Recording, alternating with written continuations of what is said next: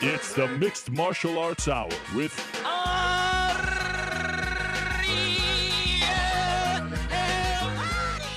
The Mixed Martial Arts Hour back in your life on this Monday, November 23rd, 2015. Hello again, everyone. I'm Mario Helwani inside our New York City studio. It's good to be back. It's good to see all of you. I don't actually see you, but I feel your presence in my life. And my, oh my, did I miss you. I guess off the top, I owe you all an apology because 2 weeks ago was our last show. And at the end of that show, I said that we would be off the following Monday due to my travels back home from Melbourne, Australia. And I said that there would be a special Wednesday show. As you know by now, if you are a regular viewer, listener of the show, there was no Wednesday show. And usually, other than the 2 times that my incredible sons were born, beautiful baby boys, I've never missed a show that I said I was going to do. You've always known in advance, but last week, that wasn't the case. I told you there'd be a Wednesday show, and we had to cancel it. And I know a lot of you are mad. How could you miss the show after UFC 193? How could you miss the show after Holly Holm's shocking win over Ronda Rousey? How could you miss the show after the biggest event in UFC history, the head kick knockout heard around the world? We need your show to digest this all. And I got to be honest with you, I needed the show to digest it all. I was sitting on my couch on Saturday trying to watch the UFC in Monterey, and I had a very hard time. I said this on Twitter. I wasn't ready to move on from Holly Holm. I wasn't ready to put that in the rearview mirror. I wasn't mentally, spiritually, emotionally ready to start thinking about Diego Sanchez at 145 or Neil Magny taking a fight on short notice or Henry Cejudo's chance to fight for the belt. I just wasn't ready. And it kind of hit me afterwards. I needed the show to digest it all. I needed that outlet. And so I understand where you all are coming from. And look, I'm a loyal podcast viewer, listener myself. Different sports, different forms of entertainment. And I rely on those podcasts to take things in, to make sense of things, to kind of like, oh, okay, now it all makes sense. Okay, now I can move on from this, to digest it all. And I left you hanging. And I'm sorry, it killed me. No one was more upset about me missing last week, especially, it wasn't a ho-hum event. It was historic. Look what's happened since. It's unbelievable. No one was more mad about that than me. Trust me. No one felt more guilty about that than me. And I'm typically a guy who feels pretty guilty about things. No one was more upset, sad, remorseful than me. Trust me. Trust me. And I got all your messages, and it made me feel good that I was missed. So I appreciate all of that. And again, I'm sorry for missing last week's show. I will make it up to you. I will explain why we missed last week's show later on in this program, because we got things to talk about here. But there's a good reason for it. There's a very valid reason. And as I've told you time and again, don't doubt me. And you've seen some things that I was doing last week. I got a tour of the new Jackson Wink Gym by Mike Winklejohn. That was a lot of fun, especially being there, just days after Holly Holm's win in Albuquerque. I put out a video yesterday. We put out a video yesterday. One of my favorites in a long time. Spoke to many of Holly Holm's teammates about what the win meant for not only them, but to the team and the city. Beautiful stuff.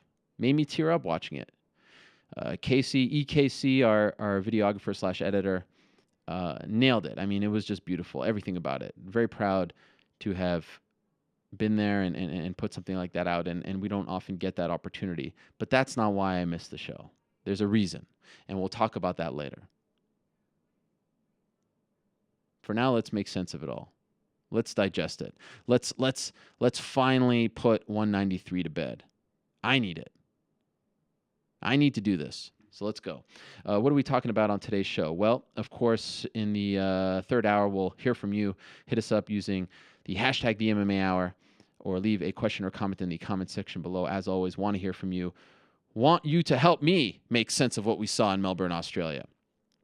At 3:25, we're going to talk to Michael Bisping. He's got a new show on Sirius XM, and He's obviously looking for a fight in probably London in February. So Michael Bisping will stop by at 325, 305. Invicta FC's Shannon Knapp will stop by to make an announcement about an upcoming event. Some buzz about what's next for Invicta. She'll come on to announce it all. 245, we're going to talk to Kimbo Slice and his longtime manager and friend, Mike Imber. Kimbo, of course, facing Data 5000 February in Houston, Texas. 225, we're going to talk to Punkass of Tap Out fame about the new Mask documentary and also the business of MMA. I'm very, very interested to hear from Mr. Punkass. And at 205, we're going to talk to Ben Askren. He had a very strange weekend a couple of weekends ago in Singapore prior to his title fight. We'll talk to him at 205. 145, we're going to talk to the head coach over at King's MMA, Rafael Cordeiro, Master Rafael Cordeiro. 125, we're going to talk to Jeff Grammer, not a household name, but a reporter for the Albuquerque Journal. I am fascinated by the local angle here as far as Holly is concerned. She is such a big deal. We don't understand just how big of a deal she is. So Jeff Grammer is going to stop by to break it all down for us. But first, let us go to the Sky Machine, a guy who knows a thing or two about Albuquerque and just how big Holly Holm is. One of the greatest minds in the sport today, did a fantastic job calling the action on Saturday in Monterey. There he is, the one and only Brian Stann. Brian, how are you? I'm doing well. How are you? I'm doing great, and I appreciate the time. I know you're very busy, especially coming back from Mexico, so thank you for a few minutes here. I said at the top, I was having a hard time watching the action in Monterey only because I wasn't ready to move on from Holly Holm. It's like the Super Bowl happening and then there's another big game the following week. I needed some more time to digest it all. I know you were working, you're a professional, you're the ultimate pro, but did you kind of feel the same way? No, I didn't feel the same way. I mean, for me, when I see an event of that magnitude, I obviously wish I was one calling it. I wish I was there cage side. So, I'm anxious to get back in there. And for me, from my perspective, when you connect with some of these really young, inexperienced fighters with the backgrounds of some of these young men that came off that Latin America series, they are so hungry and it's such a big deal to them that it's really exciting to you as, to me as an analyst to talk to them and to see how much it matters to them and to hear from them how much this whole thing changes their world. You know how far the dollar goes in Peru for Enrique Barzola, and what it does. If you watch the footage from his home with his wife and some of these kids' lives, it's pretty cool to even be a small part of that and be able to speak to them, to the fans, and hopefully gain them some new fans. So it was cool for me. I know I have a different perspective than some of the fans who maybe expect to watch more experienced martial artists, but for me, that's another exciting side of it. This is why I love you, Brian, because that was the perfect answer, and you're 100% right. It's not fair to those guys to take away anything from them, and that was a big deal for a lot of those guys. And this is what I love about MMA, quite frankly. This is what I always tell people about the uniqueness of the sport, especially from a journalist perspective. You can have an event every single week for 52 straight weeks, and one event has nothing to do with the other. It's not like Game 62 of the regular season in the NBA between the Bucks and the Sixers that really means nothing in the grand scheme of things. On Saturday night, for those tough fighters, for Henry Cejudo, for Neil Magny, for Diego Sanchez, that was the world. That was their world title fight in front of 56,000. So you nailed it, 100%. It was, and I wish the hardest part for me is when I speak to these fighters, I speak to their coaches, and I kind of get inside their minds. I wish there was more time for me to tell the people about that. What really matters most to them in this particular fight, because we only show the walkouts on Fight Pass. We only show the walkouts for the main event. That steals all my time to say that, because the other walkouts, I'm still speaking with John Anik about those storylines, but that's only seen on the DVD and sometimes on Fight Pass after the fact. And unless it's a slow fight, I don't really get to those things. I have to stick to tactics and what's playing out there. And I don't know if all the fans care or not, but that's one of the things I wish I could get out, because ultimately it has nothing to do with me or John or the UFC company or the brand or what's next. It has all to do with those two athletes at that moment right there and in trying to build the storyline and get them fans and tell people what they're trying to accomplish there. So I hope and always wish that for each fight I could try and sneak some of that stuff in there. Yeah, well, you do a fantastic job. Let me ask you 3 questions about Saturday in Monterey. First things first, did Kelvin Gastelum deserve to win that main event, or did he deserve at least a draw? I believe Neil Magny deserved to win that fight. And now when I'm calling fights, I am not scoring them. Yeah. So if I could look back at that fight and actually watch it as a judge, and when I do watch as a judge, I put categories on a sheet of paper and I fill them out as the fight goes. But I had felt at the end of round 3 like Neil Magny was up 3 rounds to none. Round 4 was very close to being a 10-8 round. In my mind, I didn't think it was because it's not boxing where it's only the striking realm. There's more to the fight. There is some grappling involved. Magny did land some shots in that round as well. So I thought that was still a 10-9 round. But I thought it was a very, very close fight. And like I said in the broadcast at the end, which most people probably weren't watching anymore, I wouldn't want to be the welterweight who fights Kelvin Gastelum in a year. He's very young. He finally understands how to cut the weight and cut the weight well. He's never shown a problem with cardio, but he's never gone 5 rounds like that. And even the corner, Neil Magny, told me after the fight, we expected to win the last 3 rounds, not the first 3.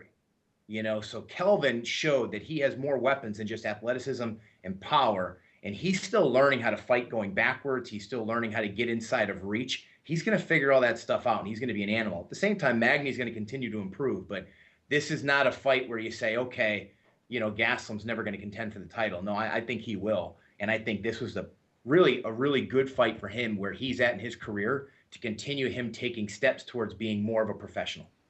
Is it in Diego Sanchez's best interest to continue fighting at 145 pounds?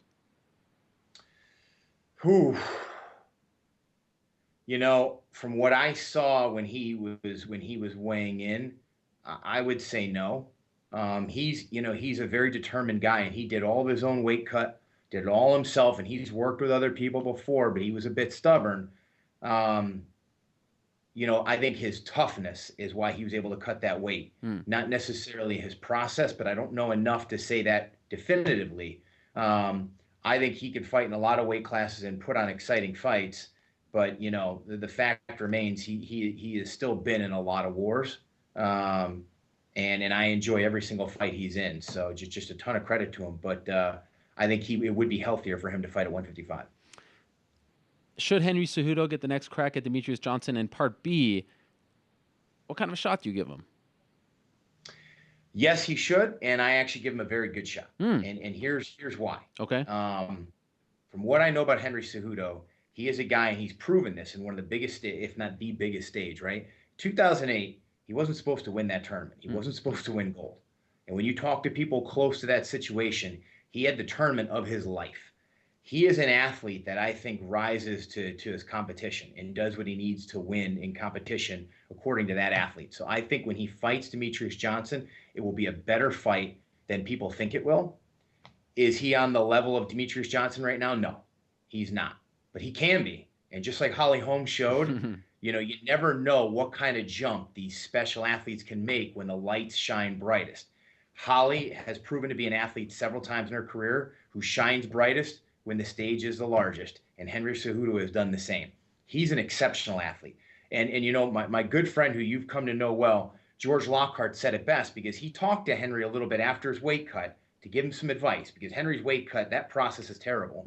And he explained it like this. He said, Henry's always been the guy that runs the mile the fastest. Even though his process to get to weight to run that mile is not good, he's never had to change it. He could eat what he wants. He could be undisciplined because he still has the fastest mile time. But what he doesn't understand is how much faster he'd run that mile if he would improve his process and make it better. So it'd be really interesting. And he had said he had George do his reload after he cut the weight. He had said, you know what? This is the best I've ever felt after cutting the weight this fast. I need to use you my whole camp. We'll see if he does that. It could give him an edge, but he wasn't tired in that 3 rounds for a guy who had a miserable weight cut. I'm happy you made that connection with Holly Holm because that's another major thing I obviously want to talk to you about. You know Holly quite well. You were obviously a part of that Team Jackson Wink camp for a very long time. When did you first meet her? How long ago? So I first met her in 2008. When I first started training, the first time I ever went down to Jackson Winklejohn's, and the closest friend I had on the team then was Joey Villasenor, and he was in a serious relationship with Holly at the time. And so they opened their home to me, And for I'd say 3 or 4 of my first training camps down there, I would stay there for several weeks instead of staying in the gym in the dormitories above the gym. And so got to know her quite well during that time. And then obviously the several years after that I had trained there. And look, you keep hearing it from everybody that knows her. She's a very special and unique person. High character, high octane. She's a workhorse. At that time, she'd wake up early in the morning, go teach an aerobics class, go to the gym and train, go back and work somewhere. You'd come back to the house, she'd redo her cabinets and go back to the gym and train, then go back to work and do this. And I mean, she's just nonstop. She's all business. If she says, hey, I will meet you tomorrow at 1 p.m. and we'll move your apartment to another apartment, she's going to meet you there 10 minutes early. She's going to move every piece of furniture until the job's done, no matter how long it takes. And then she's going to go right back and go get her training session in. I mean, and she'll do it all with a smile on her face. And that's what makes her unique. And it's incredible because on the same weekend that we had these major attacks in Paris, and you get really depressed, and it starts to make me really think negatively just about humanity in general, then you see something great, which we rarely do in this world, but you see something great happen to a great person. A lot of times we see great things happen to okay people. Yeah. And sometimes great things happen to bad people. But with Holly, a great thing happened to a great person, and it was not luck. She deserves it. She's worked for this, and it was inspiring. It certainly was. I had the pleasure of being at the gym last week. I'd say the word Holly, the name Holly, massive smile comes on every single person's face. And you could tell they're being genuine. They're not just saying this because the cameras are on. I even talked to some kids at the schools. They're all like, Holly Holm, Holly Holm. Do you know Holly Holm? They love her. And I think John Dotson said it best. He said, if we could send someone to outer space to just show like what the best of humanity is, we should send Holly because she's a physical specimen. She's a great person, great heart. It's amazing to see all this come out now. But I want to ask you this, truthfully. I know hindsight is 20/20. Yes. Did you believe in your heart that she could do it? And not just do it like that? To my everlasting shame, no. And honest to God, I felt guilty that I didn't. But the thing is, and I've had this come up with a lot of fighters, and I'll get hit sometimes on social media and from fans for this. But when you are an analyst, at least in my eyes, you have to evaluate film, and you have to go based on what you've seen to make your predictions and base your judgment. And when I analyze the tape, I certainly felt, and I said this in interviews and my breakdowns, there was definitely a way she could win. And if there is a person who could catch Ronda and defeat her, if she's not focused, it was Holly. And so I definitely saw her being able to win a fight that I thought would potentially go the distance. I did not see her winning the fight in that manner. And part of me feels guilty because I do think so highly of her, because I do have a relationship with her. But I mean that it makes it all the more special. I remember when I said on UFC Tonight, and I got made fun of a lot by some of the people there and even people online. But I said, when they talked about her coming to the UFC, I said, if there was a woman I've met that I want my daughters to be like, it's Holly. I mean, she has a lot of qualities. I already told my daughters all about the fight. I mean, she is absolutely every bit a role model you want, not just for women, but for any person. And I truly mean that. From your perspective, what was Ronda's undoing? Was it, was she too cocky in this fight? Did she fight the wrong fight? Is it the camp, in your opinion, from what you've seen? Did it just get too big for her? What do you pin this on? Can you pin it on anything? I think you have to pin it on a lot of things. I mean, first and foremost, it is never about who the best fighter is. It's about who fights best at that moment. And there's a lot of things that go into that. And I know this as well as anybody, because focus is a huge factor in fighting. There are fighters who are part-time fighters. Whether they train full-time or not, they're not as dedicated as they should be. And in many cases for me, I was a part-time fighter, running a company, and I had a lot of different things I had to be interested in. And so there were performances where I knew I wasn't focused enough. And so when you look at the lead up for Ronda, you had the situation with Travis Brown goes public, and she's got to deal with that. And look, when you make that kind of money, you're going to get that kind of attention. Then you have her mom doing that interview, which is a massive distraction, right, about her coach at that time. Then you have her coach deciding to file bankruptcy 2 weeks before the fight. Massive distraction. So that's a lot of things on her mind. Ultimately, when you watch the fight play out, she did what she always does. You know, she is a fighter who's very used to winning in the first round, and being a guy who won a lot of fights in the first round. All of a sudden, when that's not happening, it triggers different things upstairs and it messes with your confidence. You know, and when you're that amped up, you could be in great shape, but when you're in that octagon, if you do not control your emotions, you will get gassed out. I don't care what kind of shape you're in, you will gas out quickly. And I saw panic when things weren't working. Every time she tried to close the distance, Holly either separated effectively, avoided takedowns, or she hit her, and sometimes both. And you could see there was no plan B there.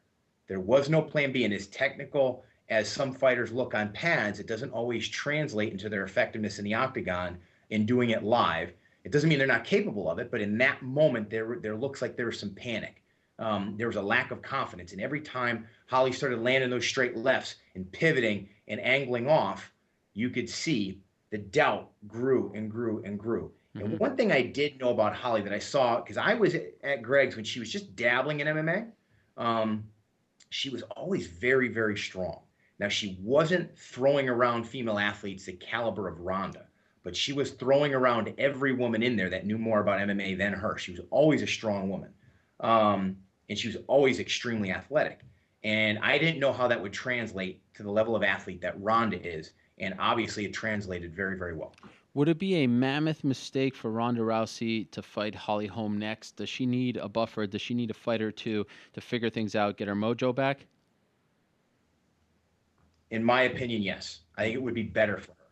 You want to fight the biggest fights in your career when you are in a rhythm, you have confidence, things are going well with your support network, your trainers, everything around you, and you're in that right moment, which for Holly was that time. She's got a great, strong family around her. She's got a whole community in Albuquerque around her, coaching staff and teammates focused on her.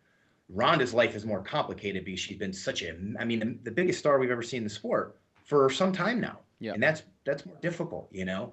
So if I'm her trainer, I know it's not the best move financially. I know it's not what the organization wants, but I would want that. I would want her to work out some kinks and prepare a little bit more for what people think now can defeat her, and go into that fight where she's hungry, she's focused. Now, I may say all that, and Ronda could be sitting back in her house right now watching tape, already thinking about training and knowing what she's going to do. And if she's got that kind of hunger and ready to go, then I would say, yeah, fight her again. You know, nobody really knows, you know, where she's at right now other than her and the people around her, and I certainly don't. But if from my bird's eye view, if I'm her trainer, I would rather that. I'd rather her go kick somebody's butt and walk in to fight Holly with her confidence, with her swagger. One of the byproducts of Ronda's success is the fact that mainstream media starts covering the sport when they usually don't, and they're all weighing in and giving their sort of uninformed takes. And I saw a lot of people who I respect who cover other sports saying, the UFC is done, that's it, she got knocked out, and they don't understand the way it goes.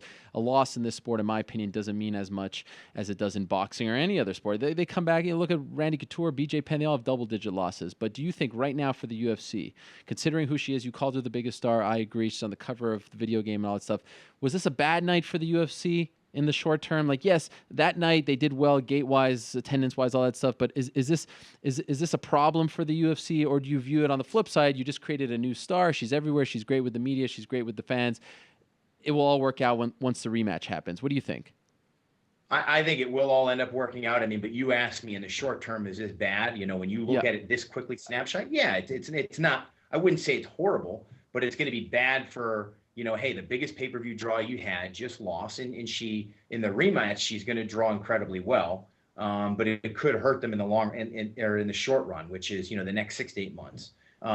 Over a span of time, absolutely not. I mean, you've got Holly, I think, is certainly potential to capture the hearts of America and other massive markets worldwide, and I think she will if given the right opportunity and promoted correctly. And I think Ronda will hold people's attention is now, because people like a comeback story. Yes. You know, they want to hate on her now, but one good interview, one good sit down where she talks about everything she's been through in her life, and all of a sudden everybody's back on her side and in her corner. And I think we're fine. And I'm telling you right now, there are athletes, male and female, in gyms right now training that we don't know about. You know, when you see a woman like Ronda making the money she's made, there are Olympic caliber athletes that said, you know what, I don't want to do this anymore. I'm going to go do that. There are the stars of tomorrow. I mean, when I go to countries like Mexico and Brazil and all over, especially in Brazil, there are athletes at every corner. I run the beach there in Rio, and it's incredible what you see. I mean, there are prospective guys like Hennon Brown, Jose Aldo, and those type of athletes. They're there. I talked to some soccer coaches, professional soccer, and they were telling me the hotbed of athleticism that's there. So there are other athletes and there are other stars that are out there. They'll come. You can't, in America and just media today, today's society, worldwide, we love to panic about things like that. You mentioned the hate. News, of course, yeah. You mentioned the hate that she received, and a lot of people were put off by it. It was disgusting. It just felt dirty, and I agree. But I will say that a lot of people are not really realizing why they feel this way. Even like the loudest critics, the loudest haters. That to me proves that Ronda Rousey was a brilliant saleswoman. The fact that she made you feel this way, no one is up in arms over Kelvin Gastelum's loss because he's just kind of there. But they feel this way, and those are the same people who will pay $60 to see the comeback fight, the rematch fight, regardless of who she's fighting. I want to know what you make of the vitriol that she has received, because that's my silver lining on all of it, because it really wasn't warranted. But that just reminded me, wow, Ronda Rousey is such a big star that she made all these fans care so much about her. That's actually a good thing. She did her job. Yeah, I agree 100%. I do. She should be very, very proud of what she's accomplished in such a short period of time, and what she has done, not only for herself, for a sport, for a generation of female athletes. And you're absolutely right. The hatred she's received is attributed to the star and the brand she was able to build. And I would say 95% of the people that are saying all this stuff about her, had they met her, if they meet her in person, have one conversation, will turn around and say, you know what? It's totally different than what I thought it was. The most time we see fighters, it's the week of a fight when they're cutting weight and they're focused on defeating someone. And it's a different mindset you have to get yourself in. It's very similar to a combat mindset. So, that's people, right? We are. Humanity is a jealous people. We always get jealous of people who can do things we can't. And so we've got to tear them down to make us feel better about ourselves. And look, she knows how to play a character and play a role. So when you play the heel, I think she's got to come to expect some of this. But deep inside her, she should take the opinions of the people that she truly cares about and that care about her and be proud of everything she's done. And success isn't easy to deal with, just like failure isn't easy to deal with. You get measured in both ways, and she'll grow as a person from all of this, and we'll see what comes out the other end. But people forget. We have quick memories, sure. So she'll be over this in a couple months. Okay, let's end on this. If they fight again in the next 4, 5, 6 months, if it's UFC 200, it'll be a gigantic fight. Who's Brian Stann picking in the rematch? Holly Holm. Very, very hard to get the kind of beating Ronda took that night out of your head. And once a fighter who once thought they were invincible now realizes they aren't, that's a lot of doubt. And doubt is a first step towards frustration when you're trying to execute. And frustration is the killer of all athletes. And Holly's confidence is higher. She knows what to do. And she has an incredible support network around her to make sure that she stays humble, she stays focused, she has everything she needs to go out there and perform to the level that she just did. And I think she's really hard to beat in that short a term. Tremendous as always. I needed you to kick off this show to help me make sense of it all, Brian. So thank you so much for the time. I really appreciate it. Again, great work on Saturday. Looking forward to working with you later on in December. Absolutely, buddy. I appreciate it. Thank you. There he is, Brian Stann. I mean, what more can you say? Just great analysis, calm, cool, level-headed. Doesn't get too crazy like, some of us in the media and too passionate. Just great stuff there. From a guy who knows Holly, and I truly respect that, he will admit, again, unlike others, that, yeah, I got it wrong. We all got it wrong. We all got it wrong. And that's okay. And that's the beauty of mixed martial arts. We could sit here and debate Sarah GSP, Dillashaw Barao, this fight, and there are a bunch as well. Biggest upsets in UFC history.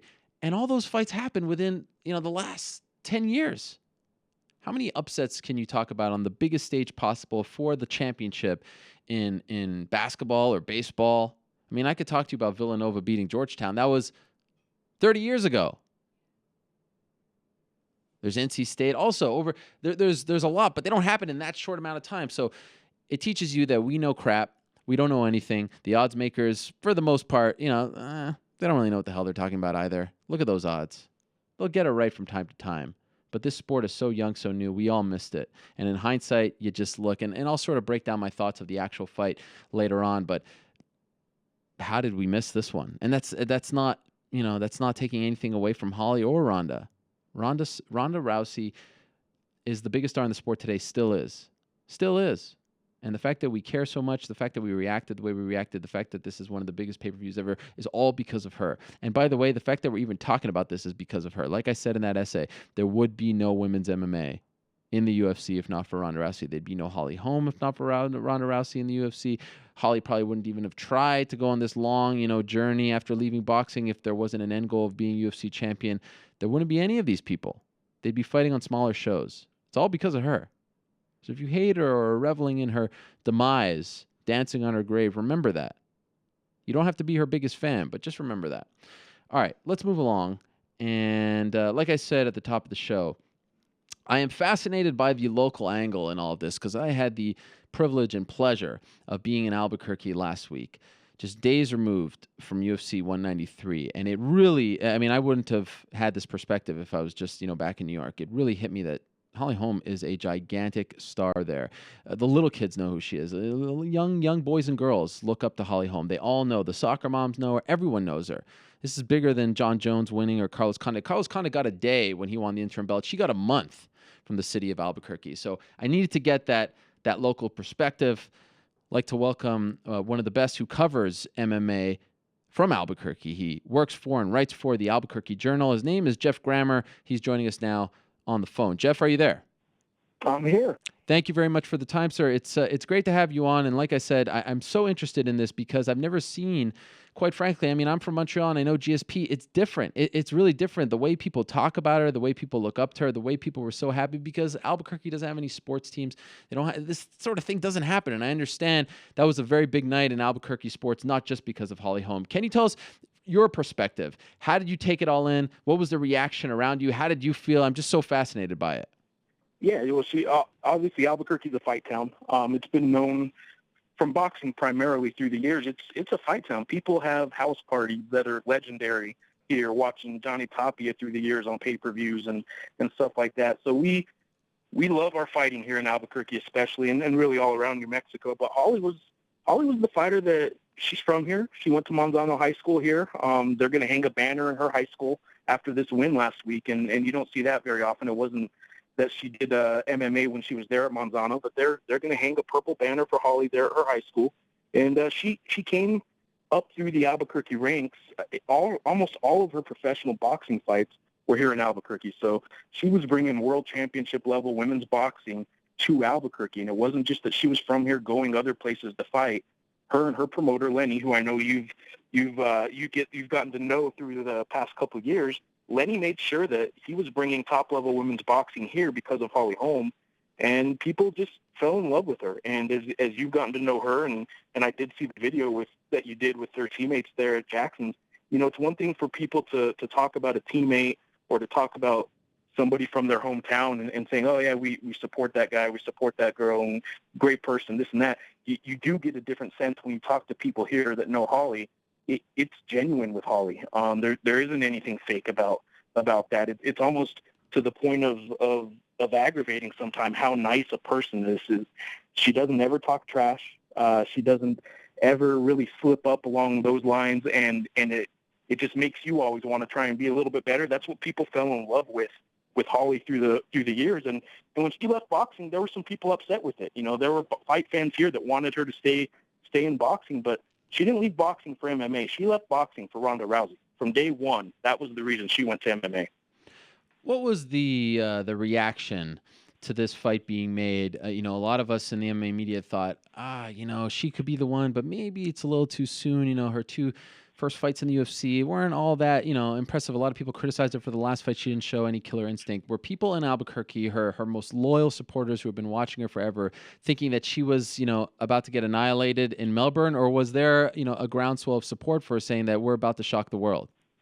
A little, well, it'd be over the last 10 days. I don't know if I've run into anybody who didn't say, I told you.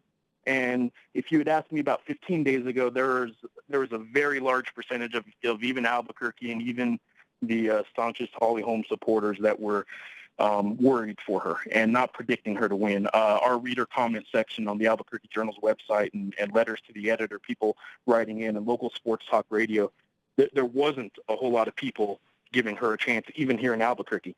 And at times it was interesting because there was genuine concern. They didn't want her to go get embarrassed because of where they held her on this pedestal they held her. But yeah, in hindsight, I think a lot of people said, yeah, we saw that coming, but there weren't a lot of people that were going out of their way to predict that it was actually going to happen. And in the days leading up to it, after you saw what happened, at the weigh-ins, and it was just building and building and building, what was the local interest in this fight? Was this front page news? As I was told in Australia, obviously I couldn't really check in on it. I guess I could have checked on the internet, but was this the Super Bowl happening for you guys over there? How was it being covered? Yeah, pretty much. It was A1 of the Albuquerque Journal. I think both days before the fight, the Friday and the Saturday, we had a Holly Holm presence on the front page of the news section, not just the sports section, and obviously a bunch of features the week building up, leading into it in the sports section as well. The day after, it was so late that the story wasn't on A1 the day after the win, but across the top above our masthead where it says Albuquerque Journal, it was a picture of Holly holding the belt, and it said, "Happy Holly Day." On the sports front, it said "Hallelujah," and it was a full page devoted probably 90% to Holly beating Ronda. And in the days after, I was able to talk to her, the morning after she woke up, and I just asked her, I said, well, what are you thinking when you woke up this morning? And she said, I just did that. I couldn't believe I did it. That story had some of the best traffic on our website in quite some time. So yeah, people, it's not just we're putting it on the paper and nobody's consuming it. They're consuming anything and everything we can write about Holly right now. People are eating up, and even the UFC, who's been sort of, obviously they have bigger fish to fry with this. Holly's been on this world media tour, New York, LA. She hasn't even been back to Albuquerque yet. UFC took the time they bought a full-page ad in our paper, a full-page color ad congratulating Holly, and they've recognized through the years what Albuquerque, especially in the per capita sense, obviously we don't have the population of some of the bigger cities, but from a per capita sense, Albuquerque's always supported pay-per-views with the UFC, and they had a fight night here, and it did very well. So UFC's recognized that, there's not a lot of hometowns in the UFC. It's a sport that travels around the world and has events all around the world, but there's almost like a hometown team that supports so many of these fighters at Jackson, but Holly in particular, because she's one of them from here. Carlos, to a lesser extent, he's from here, but nobody really has that feeling about the fighters quite like they do with Holly. But there's so many fighters here that it almost seems like they're treating Albuquerque like a hometown. So you've been there for a long time. You've been covering the sport. You're originally from Albuquerque, right? I was born in Santa Fe, about an hour north of here, but yeah, New Mexico. I asked Holly this question in the moment, and it's almost impossible for her to really give us an honest take. I want to ask you, because you're an expert. Was this the biggest moment in Albuquerque sports history? Yeah, I think it was. From a lot of angles. Obviously, not even in Albuquerque, I say it's a fight town, and it does have a great history of fights and fight support here. But not everyone's a fight fan. No matter where you go. This transcended all of that. Everybody was interested. There was, every bar that could have it. There were local cafes and coffee shops that were paying for the pay-per-view. There were obviously still the house parties I talked about, the Johnny Tapia, Danny Romero history where people would just get families together of 20 or 30 people and have parties at the house. That was still going on last Saturday, but every business that could get this pay-per-view got it. Even the Albuquerque Convention Center got it, and they've never gotten the fight before. So a lot of first-time businesses were buying this pay-per-view, and none of them regret it, to my knowledge. They were all, sold out, standing room only type venues.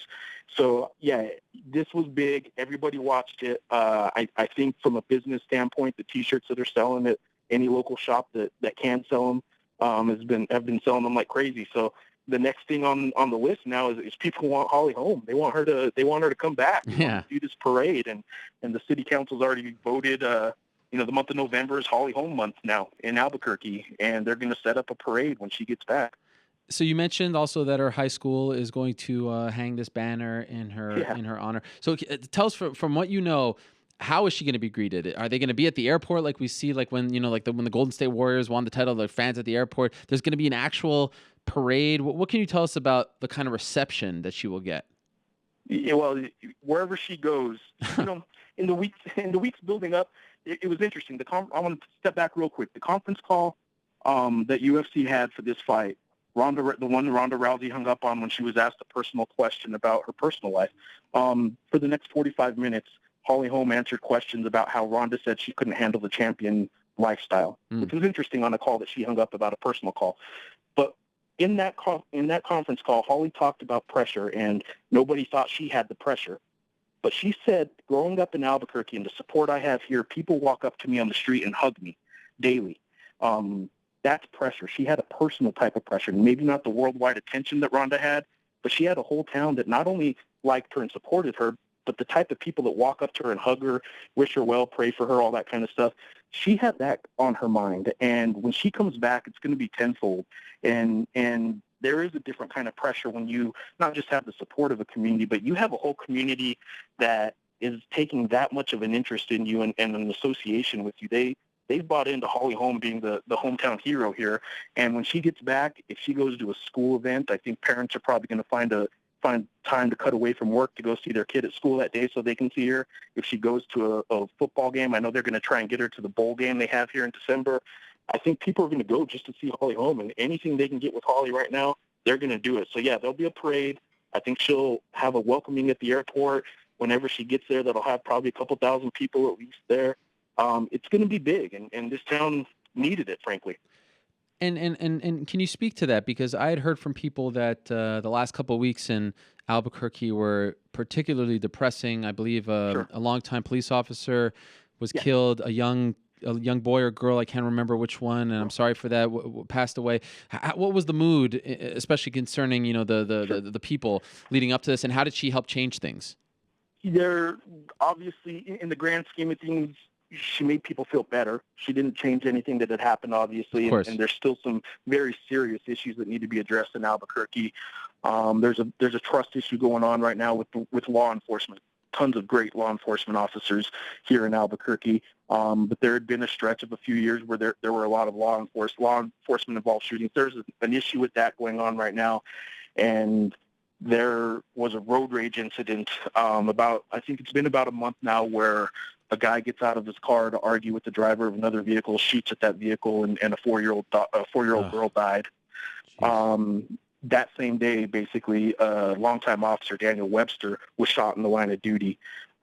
Just stuff that really tears at a community, stuff that really damages the psyche of a community, and the support that came out for that little girl, Lily, was the girl who was killed. People came out and supported that girl in the aftermath of that event like you've never seen. People came out and supported Officer Webster and all law enforcement like you just don't see in a whole lot of places. There's a whole community here in Albuquerque that has a chip on their shoulder kind of mentality that people overlook us. But when it comes to one of our own, there's a ton of love.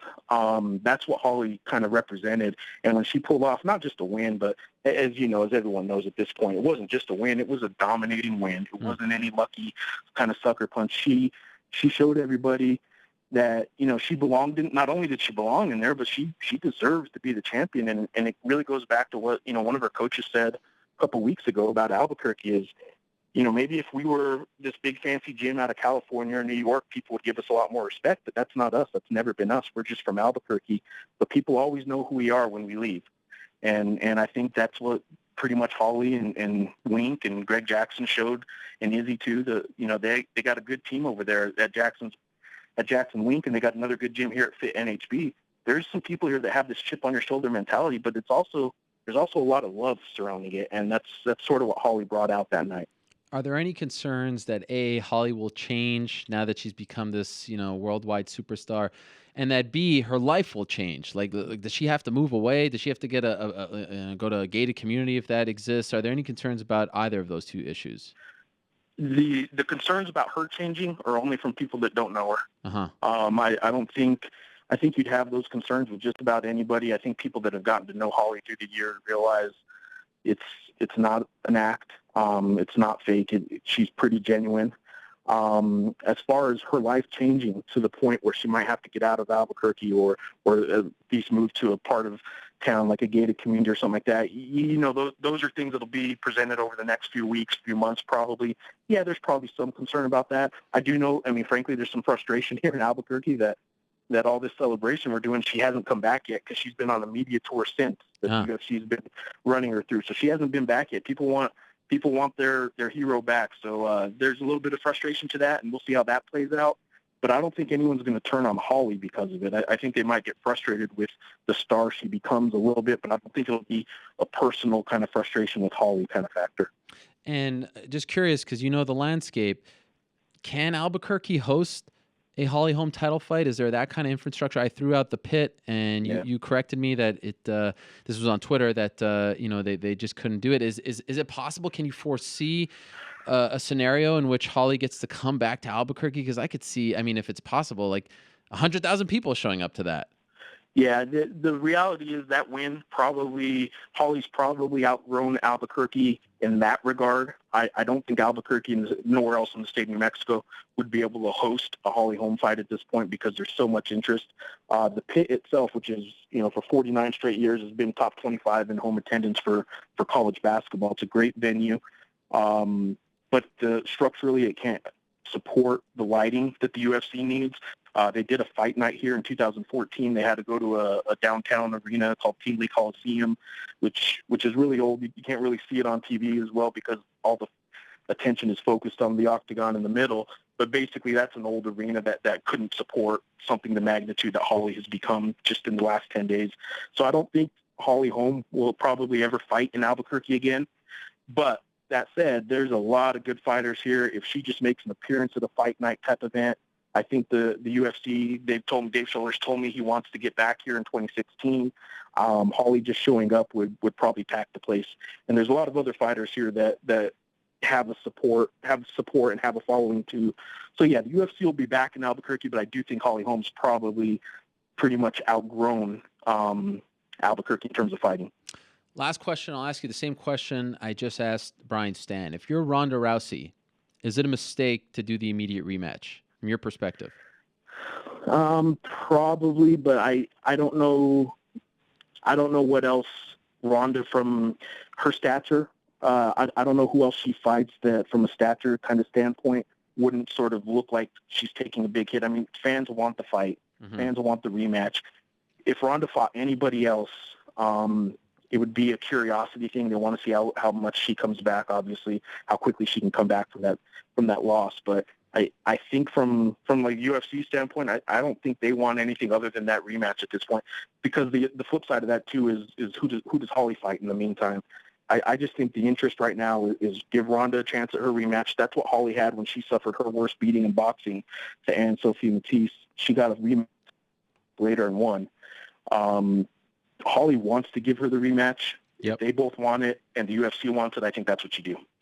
Fantastic stuff, Jeff. Really appreciate the insight, and I hope people start to realize now just how big of a deal this is for the 505 and for the entire state of New Mexico. And hopefully, if she does fight in Las Vegas next, we can say hello in person, because I think the Albuquerque. Why weren't there any local Albuquerque journalists at the? Is it just too far? I was asking Lenny about that, and yeah, you're telling me. Yeah. Believe me, the request was put in. Okay, I don't doubt it. Hopefully, if it's closer to home, we can meet in person. But really appreciate the time. Great work as always, and really enjoy your coverage. I looked at it all afterwards, and it was just fantastic stuff. So thank you again, and congrats to the city. Hey, thanks for having me on. This has been great. My pleasure. There he is, Jeff Grammer of the Albuquerque Journal, giving us the local perspective on just what Holly Holm's win means to Albuquerque. A beautiful story, and again, the beauty of sports. It doesn't take away what happened in that city, and I know from talking to a lot of people there, tough times.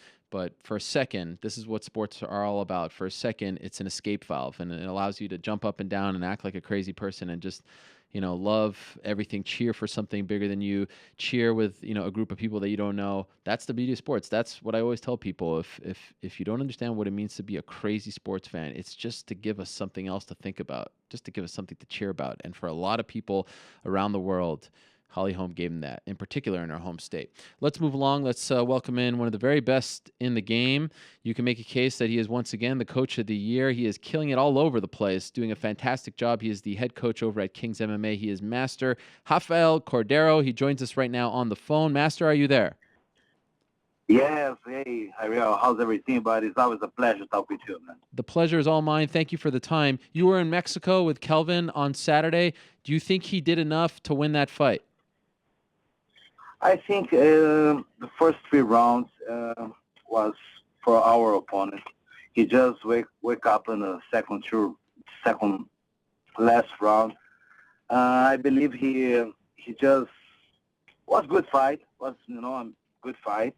But I believe that the difference between the size, the tall, he's really tall. Magnus is tough dude, man. It's hard to fight against somebody taller than you. And but it was great. I can't complain.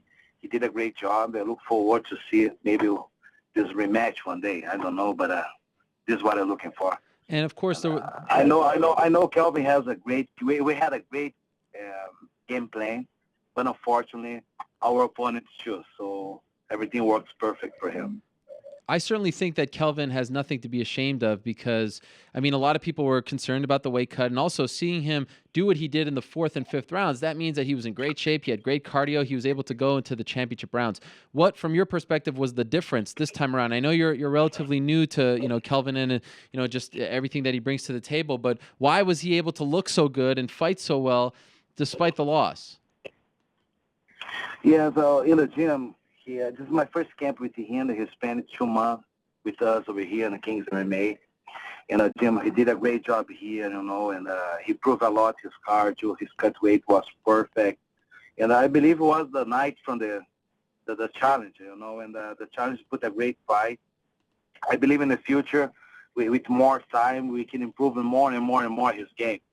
For sure, if you ask me, how long? Maybe for the next fight, I think he's going to put a great show next fight. And we have more time to work with him, develop his game. And we can put our game over him. For now, what's great, but we can do a great job in the future. This is what I believe. Let's switch gears here for a second. Rafael dos Anjos, your champion, the man who will be defending his belt in December against Donald Cerrone, he recently told David St. Martin of our site, MMAfighting.com, that he welcomes Ronda Rousey to the camp, to Kings MMA. And this might raise some eyebrows because we thought that Chris Cyborg is a part of the camp, but I understand she is no longer a part of the camp. Is that accurate? Yeah, Chris, she trained with me a long time ago. Since I moved to the United States 8 years ago, she came with me. He worked with me maybe for 6 months, and then she back to Brazil, and then she back again. But I don't have more. I don't train her anymore. And for sure, if Ronda one day wants to come and spend time with us over here, no problem. If the fighter came here with good mind, open mind to learn, no problem. It's hard for me to say something about Ronda because he have her own coach. I respect him as a coach. And it's hard for me to say, come train here, Ronda. Not just for her, but for all kinds of fighters who want to come train and spend time with us in the Kings. Is more than welcome. No problem at all. And everybody come here with open mind, for sure you're gonna help. No problem. And I respect that. It would be disrespectful for you to step on toes, especially when she currently has a head coach and one who specializes in striking. Yeah, but because go ahead. Because one day if I have my own fighters, and I know when we talk about fighters, you have to respect. I respect this coach. I believe she beat all those fighters till now. I think people have to respect her, not just because she lost this fight. She now is a trash. No, she does a great job inside UFC, inside the sport. I can tell my daughter, she's a big fan. She's a big fan. Today, my daughter wants to fight because of Honda. So she put a great things, not just for the women, but for the kids too. A lot of kids today watch the show because of Honda. So she did a great job inside the fight, and I respect her camp. But if one day she wants to spend some time in the Kings MMA, she's more than welcome. With all respect, right. She's more than welcome. Right? Why did you part ways with Cyborg? Say again, please. Why'd you no longer train Cyborg? No, I think that the way I train, the way our connection is no more the same. I respect her as a fighter, but our connection is no more the same. I believe she is still one of the toughest fighters in the world. I believe Cyborg, nothing changed what I believe she can do inside the martial arts. And I believe she can be the greatest of all time. This is what I believe. But the way I train, the way I see things, maybe it's not the same way she does. And but I still with same respect, but we no longer more with no connection. I don't have more connection with her, but we show the best for her. When did you split? A long time ago. As soon as I moved shoot box, and I opened my own gym, Kings MMA, but she's still in shoot box. Right. And for her last camp, she spent a couple of times with me in the gym. I did maybe less than 5 classes with her. I just hold meets for her last fight, maybe 5, 6 times. That's it. I have connection with my fight. She never represents Kings MMA. She represents her own school. And I have my fighters, and I can say these guys can kill or die for me. But Cyborg was just a fighter, came here, and she paid me to hold meets for her. Okay. As a private class. So I did a private class for her, and that's it. But no, just professional things. No about emotion, just professional things. Based on what you know about both of them, who do you think wins, Ronda or Cyborg in a fight? Depends. Everything depends. I think today, if you ask me, I can say Chris. If you ask me, I believe if you put both fighters today, I think Chris has better kickboxing than Honda, and I believe Chris can beat Honda for sure. Nothing changed what I think about Chris as a fighter. Uh-huh. She's still one of the best, if not the best fighter in the world, and this is what I believe. But it can be an interesting fight in the future. Let's see. But I believe today, Chris, she's the best fighter in the world. And given your expertise, you're so good at you're amazing at the striking part of the game. Of course, that's your background. Based on what you saw out of Ronda in the Holly Holm fight, do you believe that there are problems there? Is she just not doing things the right way? Ronda? Yeah. She's been criticized for her striking. Yeah, I think the way she fought, one more time, it's not respect. Please. Sure. I want to people understand not respect. It's hard for me to talk about somebody from another camp. But when you have a belt, when you have a championship in your hands, you can run straight your opponent as a crazy. You can't do this anymore. So I think the way she ran against the Holland was a little bit, she anticipates what she wants to do. Sometimes you have to hide what you want to do inside the fight. I think it was a little bit more calm, a little bit more confident. She has to change her game a little bit. As my opinion, as an MMA fan, I expect for Ronda to throw punch and try grab. I think me and all over the world wait for the same thing: punch and find for short distance and then grab it. I think she has to change a little bit more then, because people start understanding her game. You're gonna start fight against her. Gonna start put some boundaries against her. I think she has to change a little bit. And but if she can mix a little bit more between punch, kicks, knees, take it down, defense, things like that, gonna make a difference. She can start the fight and run against the opponent like that, because people start understand her game. We're gonna start play against her. So Holly, she did a great job to stop Honda with punch in the beginning, control the distance. As soon as she fought her counter, as soon as she found her distance, she put Honda in problems, and this I think what I think she has to do.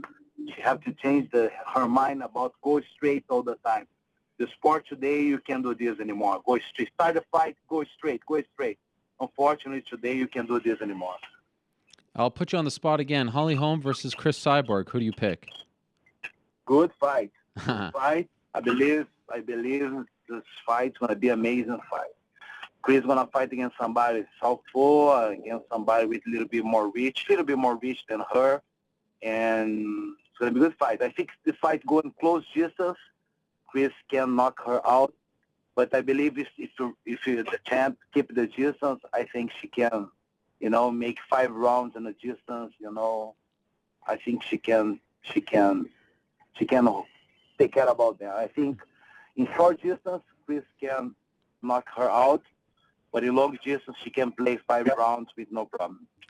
I've seen Vanderlei Silva at the gym these days. Does he still want to fight? I know he retired, but he's got some issues, and maybe it's going to turn around for him very soon. Do you think he still wants to fight? No, I think he don't want to fight anymore.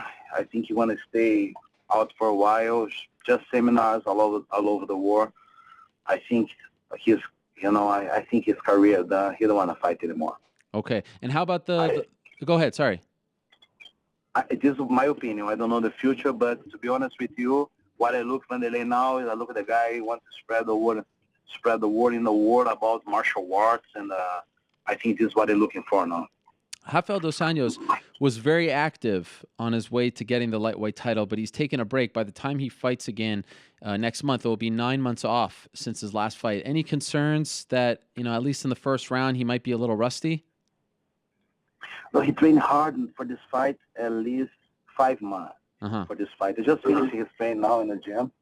Man, he's so excited for this. I think it was a great moment for 8 months out was great for him because he fought a lot last year, and he fought a lot 2013. So I think it was a great time to rest, to recover his body. His knee was not 100% before. Now his body is 100%. He doesn't have one injury for this fight, and I believe he's gonna be a great fight again. He's mentally prepared for this moment. He dreamed all his life for this moment. And now he have the belt. He want to take care about his belt. I believe he's gonna put wars for all those challengers now. This is what I believe. Have you been watching their first fight from a couple of years ago a lot leading up to this one, or do you think that Cerrone's a different fighter, Dos Anjos is a different fighter? What's your perspective as you prepare for a rematch as opposed to fighting Cerrone for the first time? We still with the same mentality. I check all day, every day what Rafa did wrong the first fight to try, fix, change the fights, change the fighters, but sometimes you can keep with the same mistakes.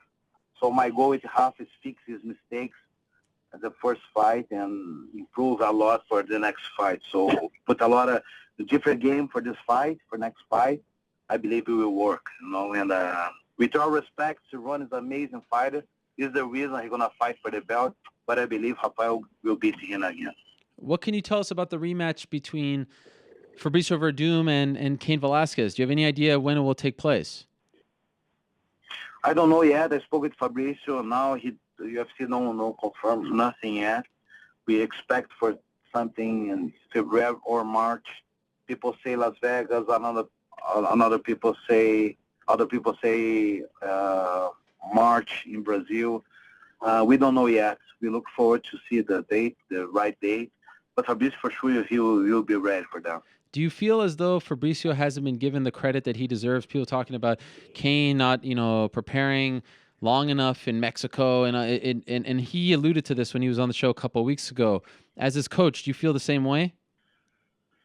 No, I believe we have to. When we lost, we have to think about us and not about another guy. So I believe like I say, Cain is Mexican. He have to know about altitude.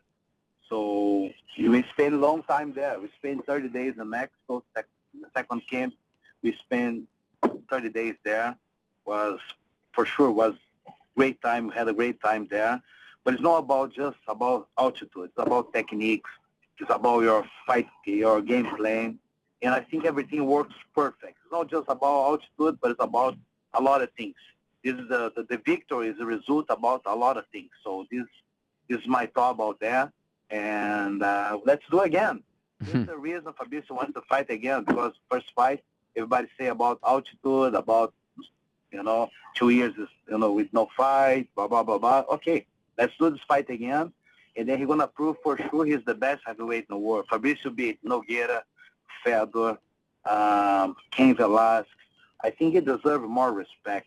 He's no For me, I see sometimes people put Fabrice as an underdog.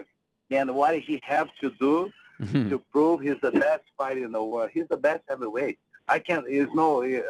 Please, I'm really humble about martial arts because I know I have to be humble because, you never can say something more than your mouth. Right. Your mouth if your mouth says something, you have to say something correct.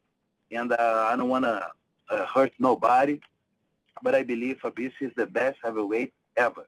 He beat the legends, and he deserves all respect. Last question for you. December is the 5th year anniversary of King's MMA. Did you ever think... I look forward to see you here. Yes, I will be there. Did you ever think, after leaving Shootabox and everything like that, you would be in this position? 5 years with this gym, 2 UFC champions, other great fighters training there as well. Is this crazier than you thought, or did you envision this all coming back for you? God's good. I like to say that God's really good. God brought me here, and King's MMA is a gift from the God, And for sure, I started everything from zero again since I moved to the United States.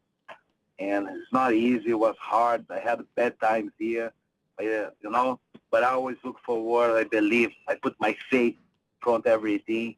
And today we have 2 champs, more than 35 professional fighters. Now, for 11 a.m. class, I have more than 25 fighters just, excited for new things. I think this is the reason I'm here. Everything happened for one reason, and I believe as soon as I moved to Brazil, to United States, I did the right thing, and God blessed me every day. And I'm blessed to help people here. So I think this is my biggest goal, help people and make people improve every day in the gym. It's not just about martial arts, but I like to say King's MMA is our church. When you talk about good things, when we surround with good people around us all the time here, you make the energy, It doesn't matter if you won or if you lose. When you step inside the Kings the day after, people going to hug you, going to say how much love you. This makes difference. You always know when you're back in your home, you have somebody there to show love for you. This is the most important thing that you have here. Beautiful. Thank you so much, Master Rafael Cordeiro. Very happy for your success. Congratulations on 5 years, and good luck in the upcoming big fights that you have. I appreciate it again, Ariel. I like to say how happy I am to talk with you all the time. You're kind of the guy, you understand martial arts. It's a pleasure for me to talk with you because I talk with somebody who knows about martial arts, and I look forward to see you here in King's MMA December 5th for our 5th anniversary. Obrigado. Parabéns. Obrigado. All right, there he is, Master Rafael Cordeiro. A great guy with an interesting perspective. If you read that article about RDA welcoming Ronda to the team, the Cyborg road bump is no longer there. There's no blockage. So we'll see what happens. If she does leave, who knows? I think actually Edmund has received a lot of unfair criticism for that clip of him in the corner. People are like, oh, what kind of advice? Listen to the clip. He's calming her down. He's being positive. And then he's starting to critique her. But then they switch to the other guys. They switch to the other corner. You can't judge half the conversation. So you can criticize them for a lot. The game plan, her actual plan of attack, the way she fought in there. You could criticize them for a lot, but I don't think it's fair to criticize them for that particular corner talk. Let's move along now. That weekend was a big one, obviously, with everything going on with Ronda Rousey. But for our next guest, it was also a very big weekend. He was in Singapore to, at least he thought, defend his one welterweight title against Luis Santos, but that never happened. A bizarre situation for Ben Askren, and he joins us now via the magic of Skype. There he is, Funky himself. Ben, how are you? I'm doing great, Ariel. You know what? When I was just listening to you talking, I want to know, what did Edmund say on the other half of the thing where they cut him off? That is a good point. I think, actually, if you go on UFC Fight Pass, you can listen to the corner in its entirety. But I know everyone who's criticizing him did not do that. And I just think, like I said, I think you can actually criticize him for a lot, but not that, because they cut him in the middle. And you could tell that he's sort of rounding the corner. By the way, while we're on the topic, and I want to talk to you about you, obviously, but you said on Twitter that you don't think Ronda will be back after seeing that clip on TMZ, like that she was a shattered fighter. Can you expand on that? Well, I think it was. I think a lot. She bought into her own hype so much that this was just so devastating. It's gonna be hard to come back from. One of my favorite topics to read about my whole life has just been famous athletes, and a lot of those have been combat athletes. And sometimes when you buy into your own hype that much, and a bubble gets bursted, it's hard to come back from. And that clip on TMZ, I want to say that was 5 days after the fight, and by that point. A well-rounded, mature adult would have said, "Listen, I got my ass kicked. It happens, but I'm gonna be back. This isn't the end for me. Listen, people lose. That happens. It's acceptable. But I'm coming back, and I'm gonna get my title." But she was still so distraught over what had happened. It's gonna take her a long time. It's really gonna. I think it's gonna take her a long time, if ever. I mean, maybe she's gonna say, "Hey, I'm making enough money in the movies. This fighting thing, it's hard, right? It's tough. I'm gonna go do that. It's easier." So with that in mind, if she does come back, would you say it's a mistake to come back against Holly? Does she need one or two fights to get back on track? I think it depends on the athlete, but with Ronda, the way she reacted, I would say 100%. I would say you got to put her against a few people that she can beat up pretty easy, and then see what happens. But yeah, Holly, man, because Holly beat her everywhere. I mean, Holly really had a great game plan. She executed, which for us that know fighting, it was tough to predict because Holly didn't look that great in all of her other fights. Whether it was in early fights or whether in UFC fights, she didn't look that great, and then she just looked freaking amazing a couple weeks ago. And who knows if she was really, holding her cards close to her vest, as Mike Winklejohn alluded to. But yeah, she rose to the occasion and then some. It was a masterful performance. It was one of the very best we've ever seen from a challenger in a title fight. But I want to talk to you about your situation. You've been competing for a long time. You've been around sports for a long time. You've competed at the highest level. Have you ever been around a more bizarre situation as the one you experienced a couple of weeks ago in Singapore? Yeah, you know what? And I talked to a bunch of people, and I don't think so. I really don't think so. And, Ariel, I come from the wrestling world where if you miss weight by like 0.2 pounds, it's a big deal, right? Like, people don't come. If someone on my college team were to have showed up to a match 4.5 pounds over, Coach Smith probably would have just kicked him off the team. He would have been like, you're just done. Just turn in your stuff, go home, go do college. This isn't for you. That kind of stuff doesn't happen in my world. And then, after that, every single thing was just like, it seemed like he was trying to do everything he could not to fight. I mean, it was just a ridiculous set of circumstances. Okay, so for those who may have missed it because they were consumed by, Ronda Mania, give us the shorthand version. I know you went on Facebook and kind of broke it all down, and you did a very nice job of doing that. He has since refuted some of your claims, and we can get into that in a second here. But what happened from your perspective? Yeah, the short version of it, and that's all you really need is the short version of it is he showed up overweight. I said give him as much time as he needed. How many pounds overweight? 4.5 at the beginning. Okay. He doesn't make weight. He says much time. I think he got down to like 2.2 over. I said, okay. I talked to his coach. I said, all right, that's fine, but we'll do a second weigh-in. We'll both weigh in at 185 tomorrow. They say that's fair. They shake hands. I leave to go to media. And then they say, no, he can't do that anymore. So I say, all right, fine, 20 pounds. 20 pounds, that's reasonable, right? I thought. So then the next morning, he's eating breakfast. My buddy that's my corner is texting me like, this dude's down here eating breakfast. Like, what the heck? Then he's eating breakfast for 90 minutes. Then he tries to go to the hospital without someone from the 1FC crew with him. So I saw them going to the hospital. I'm like, what? No, someone's got to go with you. So then he kept asking for IVs, and the doctor said, listen, you're fine. Your liver function's fine. Your kidney function's fine. They literally tested his blood to make sure everything was fine. And then he was still 3 pounds over the 190. He was 193, and he refused to even attempt to get down. And it's just like, do you not want to fight? What's your deal? And at that point, I'm just like, this guy is just so beyond ridiculous. It's not even funny. So I didn't feel like budging at that point because he was just being an idiot. What's it like for you to travel all the way from the U.S., from Milwaukee to Singapore? You're getting ready, mentally ready. You've been doing a training camp. You're trying to avenge this bizarre fight that happened a few months ago in April.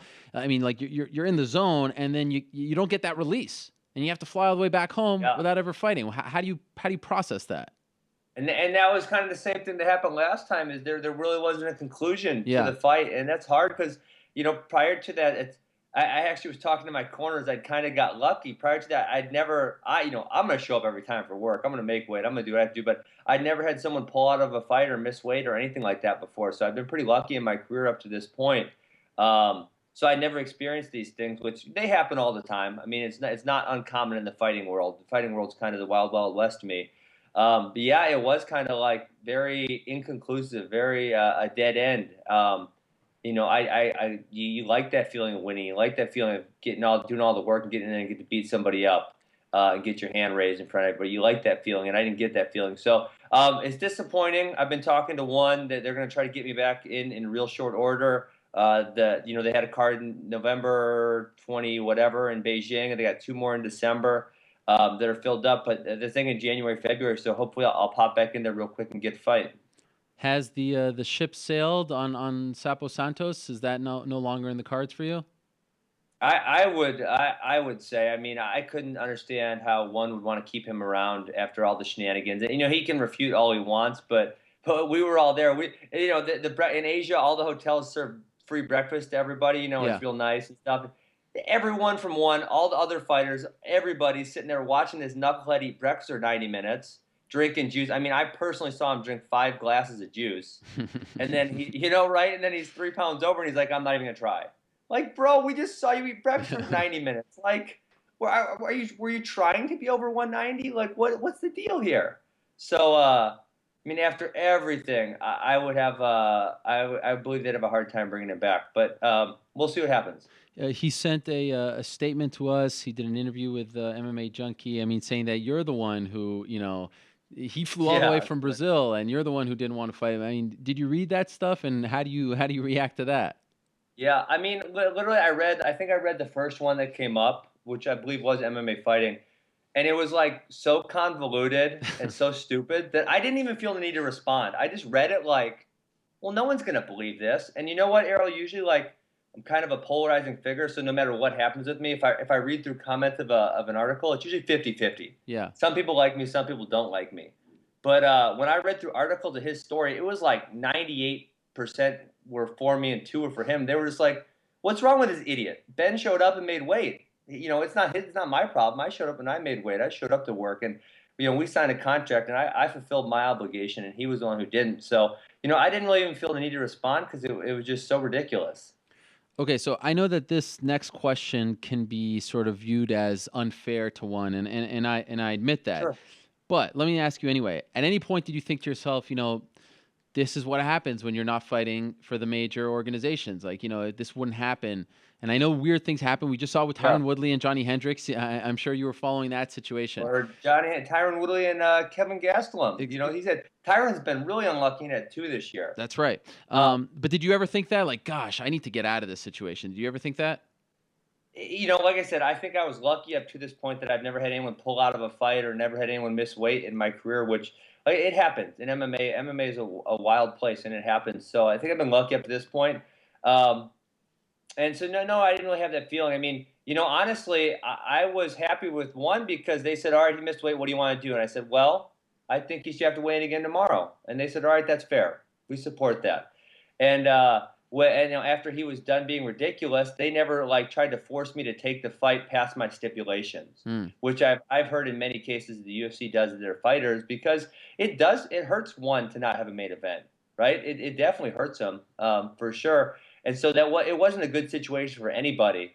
And at no point where did they make me feel like I did something wrong, because I showed up and I was on weight. So, no, I didn't have that feeling at all.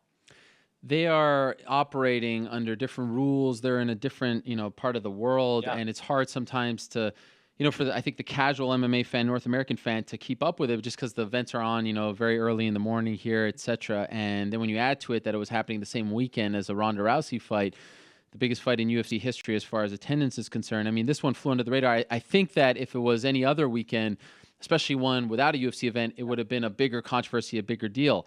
So I want to ask you, being there, because I know you did a lot of media, you were with Rich Franklin, and you're the champion. How big is one in Asia? Tell us the real deal. I know you're always honest with us, not the promoter speak. Is it honest? Honest as it gets, Errol. I'm gonna shoot you straight.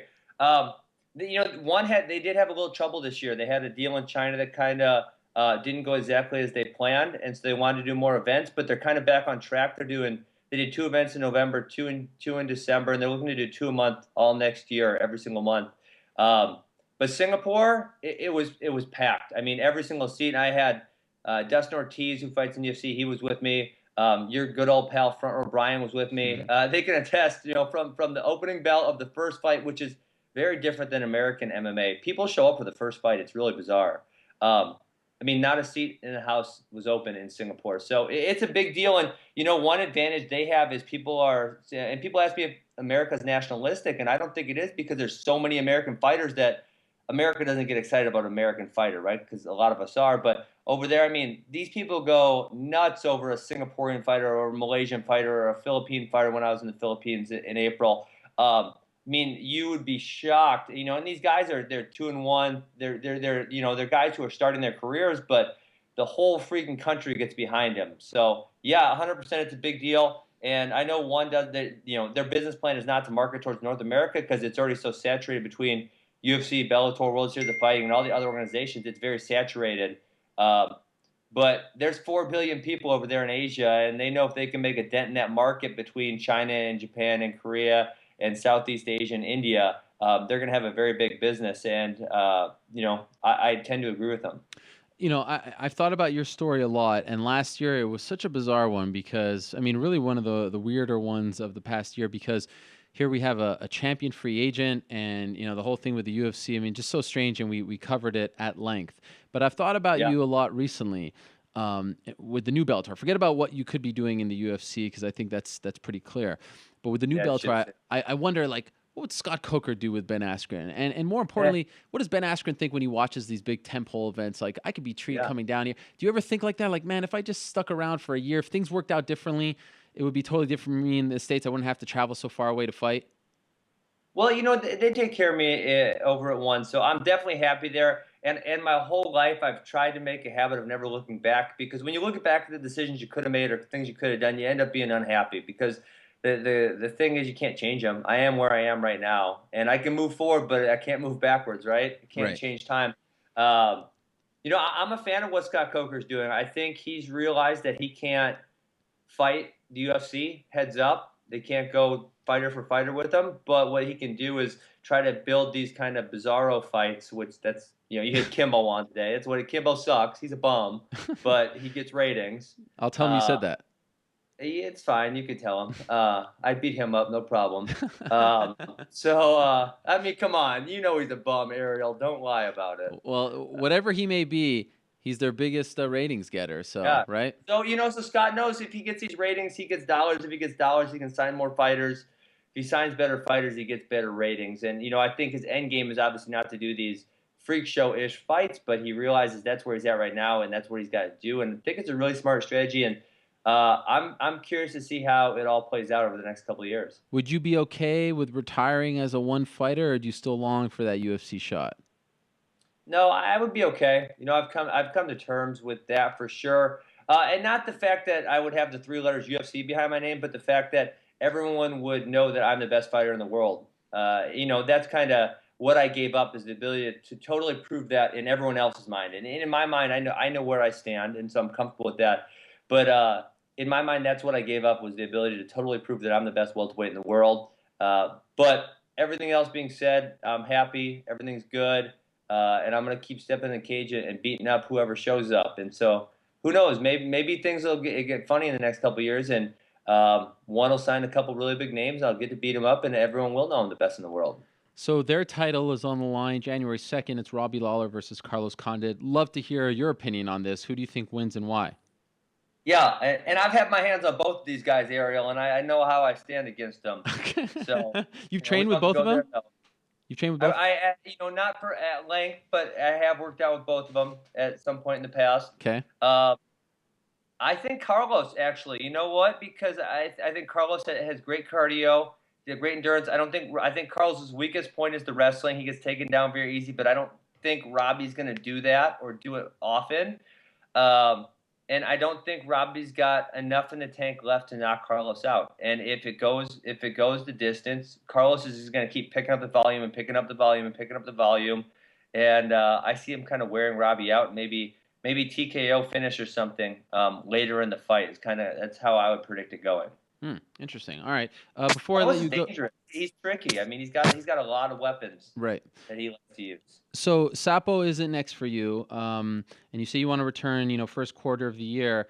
Who's out there that you're thinking? I mean, I don't want you to necessarily call anyone out. You're the champ, but who comes to mind? They got a couple of these Russian fighters. They're signing a lot of these Russian fighters that are really tough. They just had a guy who won their flyweight belt in Beijing last week, and he's Uzbekistani, and I think he's 25-0 or something. So, and if you're kind of paying attention, the Soviet Union and the former Soviet Union countries are just blowing up with fighters, whether it's the UFC or Bellator or ONE FC. And so I know they've signed a few guys. They have a big records, but maybe not big names from those countries. So I would guess one of those guys. Any final words for Mr. Santos? He's a bum. He's like either so delusional or so stupid that nothing I'm going to say is going to affect him. Oh, I was hoping to get like an Askren promo here. You cutting a promo on him? Not even one Jabroni reference? I don't need to cut I told you I don't need to cut a promo on him. He's a bum. All right. Hey, Ariel, you know what? I almost used this today. I got a microphone. I started a podcast. It's amateur wrestling. We did our first one last week. We were filming our taping our second one tonight. What do you got for me? Come on, give me some advice, man, because you're the superstar. Well, it's hard to give you advice without hearing it, but I would love to hear it, and then I can give you advice. But just, be yourself. People love, people. You mentioned it right, in the middle of the interview. You're a straight shooter, so I don't think I need to tell you to remain that way. But if you can tell it like it is and not show any bias, if you think that Anthony Pettis is going to lose to Eddie Alvarez, please tell us that, because that will make for very interesting. I don't. I know. That just comes. You're trying to get that out of me? No. But be a straight shooter. What do you got? I need some time to think about it. That's right up in your neighborhood. That's what? It's in Boston. Boston, yeah. Will you be there? I'm not coming. Actually, Anthony hired Israel Martinez to be his wrestling coach because he asked me to work 3 times a week with him, and I'm just too busy with my own fighting and other projects to be able to do that. So he wanted to get more one-on-ones, and I just wasn't really able to provide him with that. So yeah, I noticed that. But I'm excited to see him back. So you're done with Anthony? We're in the same gym and stuff, but as far as wrestling coach, no. That's interesting. Anyone else? Sergio as well, right? Sergio's. I don't think he's got a fight coming up. He won a couple months ago. Yeah, but I did see him with. I thought I saw him with Izzy, or maybe I'm thinking Anthony as well. Yeah, I don't know if he's his wrestling coach, but he was just. I think he was just. They were the same place, same time in Australia or something. How do you feel about Izzy? I've known Israel since we were, I think, 11 or 12 years old. I mean, way back. And we both run wrestling clubs, and so I see him a lot, know him a lot. We get along really well. And everything points to he does a great job coaching MMA fighters. If you look at the roster of guys he's coached, although I did win a bet because he told me Cerrone was going to beat up Pettis, and I bet him on that one. And I just knew Anthony was a little quicker, a little faster. So I did beat him on that bet. But Israel's a good coach. All right, Ben, appreciate the time. Thank you very much for clearing it all up for us. Always great to catch up, and looking forward to your next fight. All right. Thanks, Ariel. There he is, Ben Askren, also joining the podcast movement.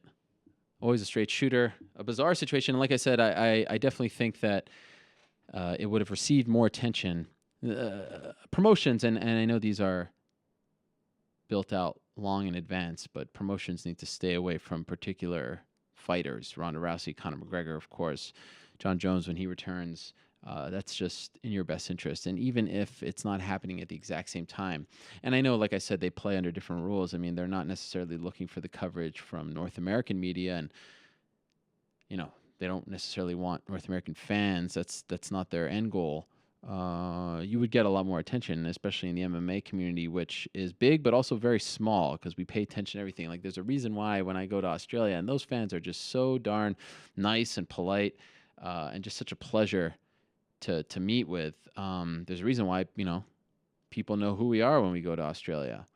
If I was covering the Yankees and they played an exhibition game in Australia, no one would know who those reporters were. But it's so in a way it's big, but it's also very small. I will say though that crowd in Australia was definitely a unique one. I don't know if they were just. I think it was a mix of it being early in the morning which they're typically used to, but also at the Sky Dome in Toronto, it was called the Rogers Center when they had UFC 129, but we all call it the Sky Dome. At the Sky Dome, that was a baseball stadium, and the configuration of a baseball stadium is a lot different than the AFL, the Australian Rules Football League, and whatever else they used that Etihad Stadium for. So the stands were a lot further away from the cage. They had to put approximately 13,500 floor seats, which really spread things out. So I had the opportunity to be in the stands and watch the action for a couple of minutes, and you just felt very far away from it all. And I think that led to a very quiet crowd. And the Australian fighters, some of them didn't do so well early on, so maybe that got people down. They certainly were awake when Holly Holm won, but I think that's why it sounded so quiet. They were just really far away. And that's, in the past, the reason why Dana White has said that he doesn't like doing those big stadium shows. I think a baseball one is a little different than one like that. Anyway, let's move along. Very excited to talk to our next guest, a pioneer of the sport of mixed martial arts, and one that has seen and done it all from the business side of things, a very important part of the growth of the sport. You know him from the famous Tap Out Trio, and he's coming on today to talk about this amazing new documentary that was just released last week by the great director Bobby Razik about the late great Charles Mask Lewis. It's an amazing film. If you have not seen it, I do urge you to see it. If you're a fan of MMA or not, it is great insight into the early years of the sport and into a very important player in the sport's growth. We're talking to Dan Caldwell, a.k.a. Punk Ass of Tap Out fame. He's joining us right now via the magic of Skype. There he is. Punk Ass, I have not seen you in a while, my friend. It's good to see you. Well, what's up, Ariel? How you doing, brother? I'm doing great. It has been a minute. Yeah. Thank you so much for the time. Let's talk about this documentary first. I watched it yesterday. Very emotional, obviously. His untimely death. It feels like it was yesterday, and I can't imagine what it feels like for you to relive all of that. Like I said, a huge part of the growth of the sport, a pioneer. There's a reason why he's in the Hall of Fame, and rightfully so. But you guys have been working on this for quite some time. Like, the trailer was released in 2013. Why did it take so long for the movie to finally come out? I think because we were self-capitalizing it, and we just wanted to get it right. We just kept tweaking it and adding pieces, and we found new video and found new audio. So things we kept finding. I was going through my garage and found some stuff. I had a friend come to me, and he gave us probably our earliest video we've ever had, which was he had some video of we were competing at this guy Alan Wrench's judo tournament. Or actually, it was a jiu-jitsu tournament. Mark Lehman was there. John Lewis was there. It was really small. It only had two competitors' mats. And I was competing, and he was selling. He had his table set up behind, and the guy had walked up and videotaped some of Charles. And he came to me like 6 months ago and said, "Hey, I got some video." And we wanted to make sure we added that video in. So just some really good stuff we want to make sure that was in there. And just we kept tweaking it till it was right. What's it like for you to watch the film and see the interviews of him and the early days of you guys together? You were partners in crime. You were all over the sport. You were doing, just as much as any promoter to build this sport and make it into what it is today. To relive those times, to relive the accident, how do you do it? I think it's because they were such good times, that we had such great times doing everything that we were doing, that when I look at that, I remember them as good times. So it always puts a smile on my face. I'm glad that we had brought a video guy with us everywhere. Early on, from 1999, we had a videographer with us all the time. We had this guy who just followed us around, and he recorded a bunch of video, and so we had some really early footage that was great to be able to add onto this documentary. And going back to look at it, it was a lot of it was raw, and so we had to go back and look at some of the raw footage and really mix some of that up, because some of the stuff we were making videos back then. We would say, "Hey, look, you buy $99 worth of clothing, we'll send you this video." So we made this video where we would get different fights from different promoters, and we would put them all on one video. So we had one fight from King of the Cage, Hook and Shoot, Super Brawl, and we put all these fights together on one tape with a bunch of little skits that we had made. in between, and it was kind of like this just crazy video that you would get for $99, or when you spent $99, Yeah. you get it free. In a weird way, did it help you grieve? You know, looking back at all this stuff, putting it together, was it helpful to honor your friend and business partner, your, like I said, your partner in crime? Did it actually, you know, help more than hurt in a strange way? Yeah. Oh, I think it was really about honoring Charles. His word. You know, I get to do these types of interviews, and I'm still here to talk about the, you know, what we did and the legacy of, you know, the early days of MMA. But he's not here anymore. So I didn't want his voice to be forgotten. And anybody who does forget it, they can always go back and watch this video and see the struggle. I mean, this video, see, we'd started out, this movie was supposed to be about us three. We had started making this video or this movie. And if you ever see there's a 15-minute clip on YouTube called Underdogs. Yeah. And that was the beginning stages. The movie was actually supposed to be called Underdogs. And it was about us and our early years of tap out. And then when Charles passed away, we switched it and turned the focus onto him. What do you think Charles Lewis would say about MMA and in particular the UFC today? The Reebok deal, the amount of events, the way the sport has grown for better or worse. Knowing him like you do, what do you think he'd say about it? Well, I think there's always disappointment there. There were, you know, promises made and things that, you know, discussions that we had, and we just always felt like there would be some part in, whether even if it wasn't at that level, in the UFC for us. And it just, you know, it wasn't the money. It wasn't even the money because, you know, and that's a whole nother discussion. But it's, you know, I think he'd be disappointed, but there's always a part of us that we're just fans of mixed martial arts. So it's just stepping back and out of that. We're excited about the growth of mixed martial arts and the growth of the sport and the growth of the UFC. I know a few years back, you and Skyscrape sold the company. So I'm wondering, do you have any affiliation to Tap Out anymore? We just, you know, we talked to them. We're not on the payroll of that. We still own a piece of that company, but we're not on the payroll of the Authentic Brands Group team anymore. No. How do you feel about the direction of the brand? I know now they're with WWE, very much less so with MMA. And in general, it just feels like a different brand. How do you feel about it? Yeah, I mean, it is a different brand, but it's the survival of a brand. It needs to go on. It needs to keep, domestically, it's really, you know, not in the place that I would like it to be, but internationally it has a lot of growth, and it's in a lot of places that we would have had a hard time or a long time. It would have taken us to really expand the brand in those locations. So it has expanded in the way that it's expanded internationally, but it's you know, disappointing some of the things that happened domestically with what's going on. Do you think if Charles was still around, you would have never sold the company? You know, I think about that, and there were a lot of things going on with the crash of the market, and you know, just everything was happening at once. Charles passing away, and a big part of, absolutely, I don't think it would have been sold. I'm not sure that would have been the best thing for the brand, though, too, you know, at that point.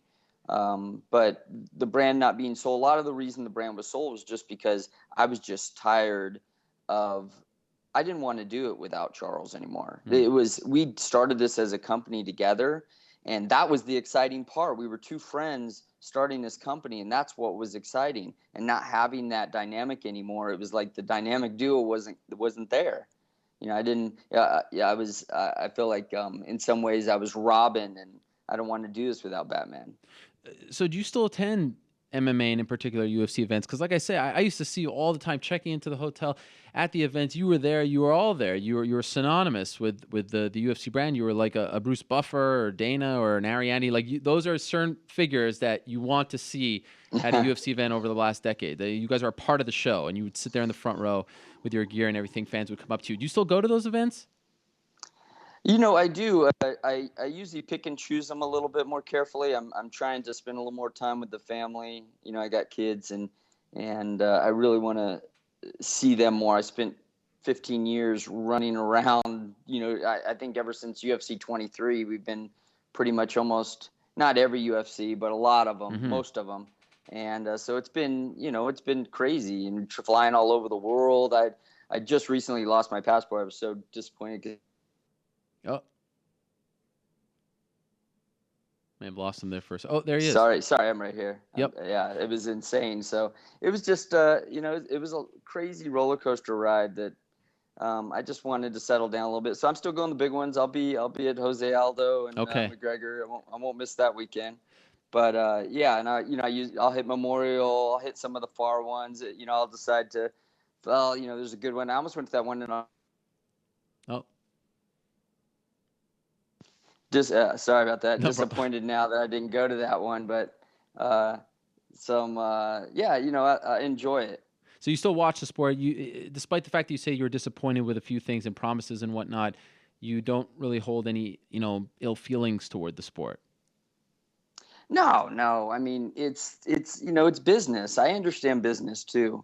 I've had to make unfortunate decisions because of business, and it's tough sometimes, and you got to make business decisions, and you got to do the things that you feel are right for your brand. I mean, I'm sure you're a businessman. You come across a business decision that probably you make because you're looking at the bigger picture for everybody that's involved, and I understand those decisions. Is it disappointing? Absolutely, but is it where I have made the same decision? Maybe. It's like it's hard to understand. It's they're making decisions based on their brand and where their loyalty lies, and to the 1,000 people that they are obligated to, including the fighters. And to be clear, are you alluding to the Reebok deal, the fact that you guys can't sponsor fighters anymore in the cage? Yeah. I mean, that's disappointing. Yeah. I hate that. I love the fighters. That's what built this brand, is that we were about the fighters. They're our friends. I still talk to these guys. And it's just hard because that part of it is I really want to help the fighters. I remember a quote from the film where Mask says, "We are going to stay in this sport until it gets to its pinnacle." And so do you feel like in a weird way you weren't able to fulfill that? Because one could say that its pinnacle was a few years ago, with Brock Lesnar and all that stuff. So you did reach the mountaintop in that regard, but does a part of you wish you stuck around a little longer? Oh, of course. I wish we stuck around longer. But I do think we saw its peak in some ways. I mean, not that it can't grow still as a sport. I still think it is growing as a sport. But I think we saw, we were in this sport when it was illegal. I was arrested for being at an MMA event. It's like that shows you where we were. I mean, we were running. We picked up our totes and our clothes and took off running. I mean, these things I remember using secret passwords to get into fights. John Lober's event in Huntington Beach. I mean, all those were real illegal events back when it was only legal in 3 states in the country. So to see it now where it is today, I mean, I gotta believe that was the pinnacle. If you can compare that. And it's funny, like you're talking like that, and if you have someone who speaks like that about a different kind of sport or a form of entertainment, you would think that was 50 years ago. That was like 15 years ago that you were doing that. Isn't it? Right. Isn't it surreal when you take a step back and see just how much has happened in the last, less than 2 decades? I feel privileged to be a part of it. I think back and I think, we saw, this is, now things move so much faster. So when you think about baseball in 1918, it's like this is where we are. But all of a sudden, imagine seeing 1918, but then 5 years later seeing 1950, and then 5 years later seeing 1980. Right. That's about, we saw 100 years. Oh, wait.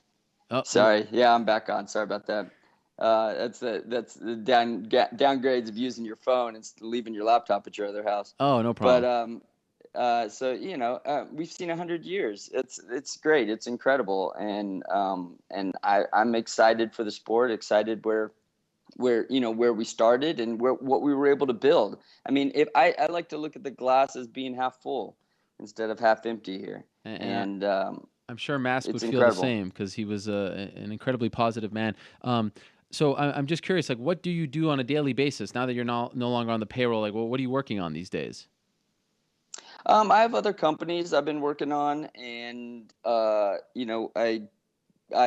do a lot of investments. Okay. Mostly that's what I've been doing. It makes it easier to be able to sit back and invest in companies and look at a company from 30,000 feet, not have to be in the day-to-day minutia of dealing with the BS. And it's just more fun and I get to enjoy myself a little bit more, get to do some more vacations. And I hadn't done a vacation in 10 years. I mean, well, our vacations were going to, our first UFC in England or something like that was a vacation for us. So, but it's just, I'm trying to enjoy myself with my family more, but still I'm building credible businesses and work with other people. I've been speaking a lot too, which has been really fun.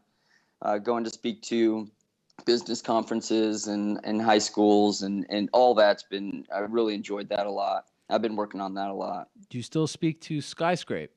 And if so, how's he doing? I do. Yeah. He's doing great. Yeah. He started a muffler company called Black Widow Mufflers. Okay. And it's sick. He's outfitting my 63 and my truck. And he's always loved cars. He's been on a bunch of car shows on one of those auto channels on television. Yeah. So he's always been in and around cars. He's, as long as I've known him, from the very first time I met him, he was running like a Chevelle or something, 67 Chevelle. And he's always had old cars, and he's always fixed up old cars. So it's kind of right in his wheelhouse. He's enjoying himself. By the way, I thought of you guys recently because the UFC came out with this new show on Fight Pass called Looking for a Fight, where they go around and try to find up-and-coming talent. I was like, this is the Tap Out show from 2007. Right? This is back in the day. Right? You guys, did you think the same thing when you saw that? I thought the same exact thing. Yeah, and I was like, man, we should go do our show again. That was probably the most fun I've ever had in my life, doing those two shows. And we were slated to do a third season before Charles passed away. It was right before our third season started. So it was really, that was the one thing I really wish we'd have been able to do one more season, because we were really dialing in what we did. And it was really getting fun. The first time it was long, and we were trying to figure things out still. But by the second season, we were having a lot of fun. By third season, we were going to kill it. Yeah. So I wish we'd have been able to do another season. But it's a great. I'm glad that somebody's doing that formula, because I'm sure they're enjoying themselves. So it's been 6.5 years, and you never get over something like that, a tragedy like that. Do you still feel like a part of you is gone? I mean, do you feel as though every single day, every single moment, you're still thinking about your friend? And, no matter what, I know time heals wounds, but it'll just never be the same in your life? Yeah. I mean, I'm actually, he inspires me a lot, especially when in my speaking now. He inspires me so much that I think about him like he's still here. But I do, if I sit down and have a chance to really reminisce, especially like watching this movie, I go back and I want to say this movie isn't a downer. It's a really positive movie in a lot of ways. I agree. But I want people to be inspired by it. Like, I'm inspired by him all the time. When I think about our early conversations, we were friends for 10 years before we started the company, and or like 8 years. And I enjoyed every single one of our conversations. I still remember things that we would say to each other, and just how he was, he was like almost 10 years older than I was. So I looked at him like a big brother, and he was just, his thought process was just so much different than everybody else's. And he really helped me start to think like that, and just the way he would think and how he would look at a problem. And it's encouraged me to look at life different and treat my kids different, and treat the way I look at success and the way I look at myself and my chance to go out and create success. So I think I want that. I'm hoping that's what this movie does for people. Anybody who's thinking about starting a business, or anybody who knows the Tap Out brand. If you've never even heard of the Tap Out brand, this can be an inspiring movie and really teaches you a lot about who Charles was. I'm happy you said that. It's a beautiful film, and you all should be very proud of it. But even if you're not an MMA fan, it's like the American dream. It's about starting a company from your car and building it up to a multi-million-dollar enterprise, and that's what you guys did. So, tragically it ended a little short, but what a great film to have for you to show your kids and for his legacy to live on. It was a lot of fun for me, who obviously came into the sport a little later, to see those early days, because I have a great appreciation for people like you and him and Skyscraper and everyone else back in the day who was doing this to get us to this point. So I really urge anyone who's an MMA fan, new or old, not even an MMA fan, to watch this, because it's an important part of history, and you guys, I think, did it wonderfully.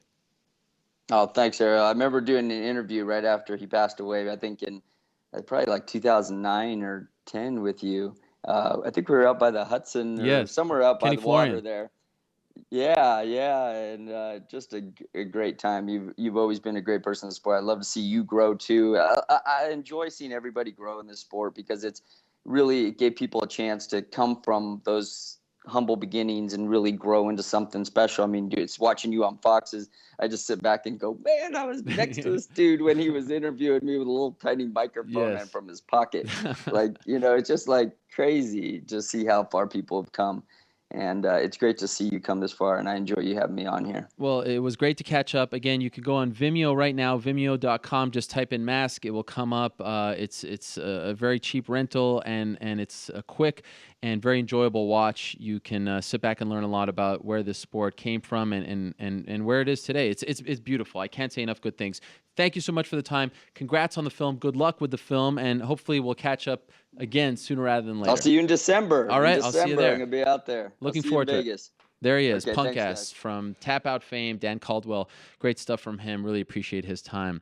As always, it was very nice to catch up with him. All right, let's move along now. 2 weeks ago, our last show, we talked about Royce Gracie coming out of retirement and fighting Ken Shamrock. That's a big deal. The other big fight that night for Bellator in Houston, Texas, is going to be a very interesting grudge match, a very unique grudge match. It's going to be Dada 5000 against the one and only Kimbo Slice. And Kimbo Slice was on our show around a month and a half or so ago, one of our favorite guests. It was our 300th episode, and he was kind enough to join us, but we didn't know about this fight happening. So we had to get him back on to talk about it all. And this time there's a twist. This time we're being joined by his longtime manager and friend, Mike Imber, who has been very kind to me over the years. So I'm very happy that he's on the phone as well. They're both joining us on the phone right now. Kimbo, Mike, are you there? We're here. Hey, what's up, my man? What's up, guys? It's great to have you on the program. Thank you very much for the time. So, Kimbo, let me start with you. A lot of people, everyone in MMA, in or out of MMA, knows who you are. You are synonymous with the sport. You are a face of the sport. But when they announced this particular fight, they were like, who's Dada 5000? A lot of MMA fans didn't know who he was because they don't know. And he's had a couple of fights, but they don't know about his background. Is this different from all your fights because of the background? I want you to get into it in a second, but does this one feel different? Is it more personal than even the Ken Shamrock fight or any of the others? Yeah, Ariel, man, this fight is real personal. Because I know this fuck nigga, man, This cat know me. We know each other very well. So for him to be running his mouth like he's running his mouth, the shit makes it personal. Okay, so explain to us why. Why is it so personal? Tell us the background. For the nature of things, Ariel, man, first of all, we went to school together, just to rough it up. We went to school together. We grew up in the same fucking neighborhood. So this nigga know me. He knows a great deal about me. He knows I'm a type of person that grew up in our neighborhood as being a fighter. I'm a type of nigga that will put the hands on you. You know what I'm saying? So he knows that much about me. He ain't that type of nigga.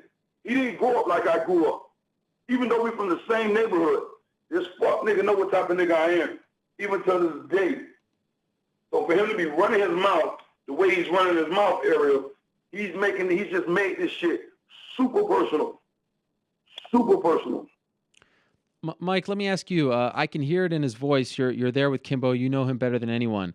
Have you ever felt him this way? Have you ever thought that have you ever seen him, I should say, this way before a fight, any kind of fight? No, actually, no, I haven't. And at the same time, I've never really wanted to do an interview with him like this. But, you know, he's had over 20 pro fights, and this is the first one I'm really doing with him. And it's really just to clarify a few things. We actually had all went to high school together.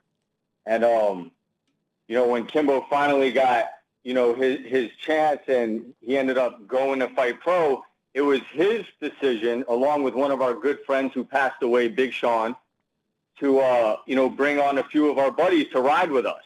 He wasn't a bodyguard. Kimbo didn't need a fucking bodyguard. We just brought some of our old people from the neighborhood with us. When did it ride? When I fought against Ray Mercer with Cage Fury back in the days. Okay.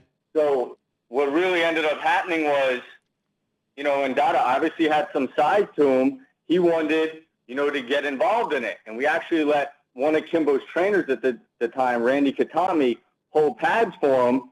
And all he did was shake his head like, you know, I'm not going to waste my time with him. So, but at the same time, you know, Dada, he really wanted to give it a shot. And at the time, you know, it wasn't about getting him a pro fight. He was, you know, just going to do one of these backyard fights. And what ended up happening was we were in Vegas for a convention. He was with us, and we set up a fight for him there.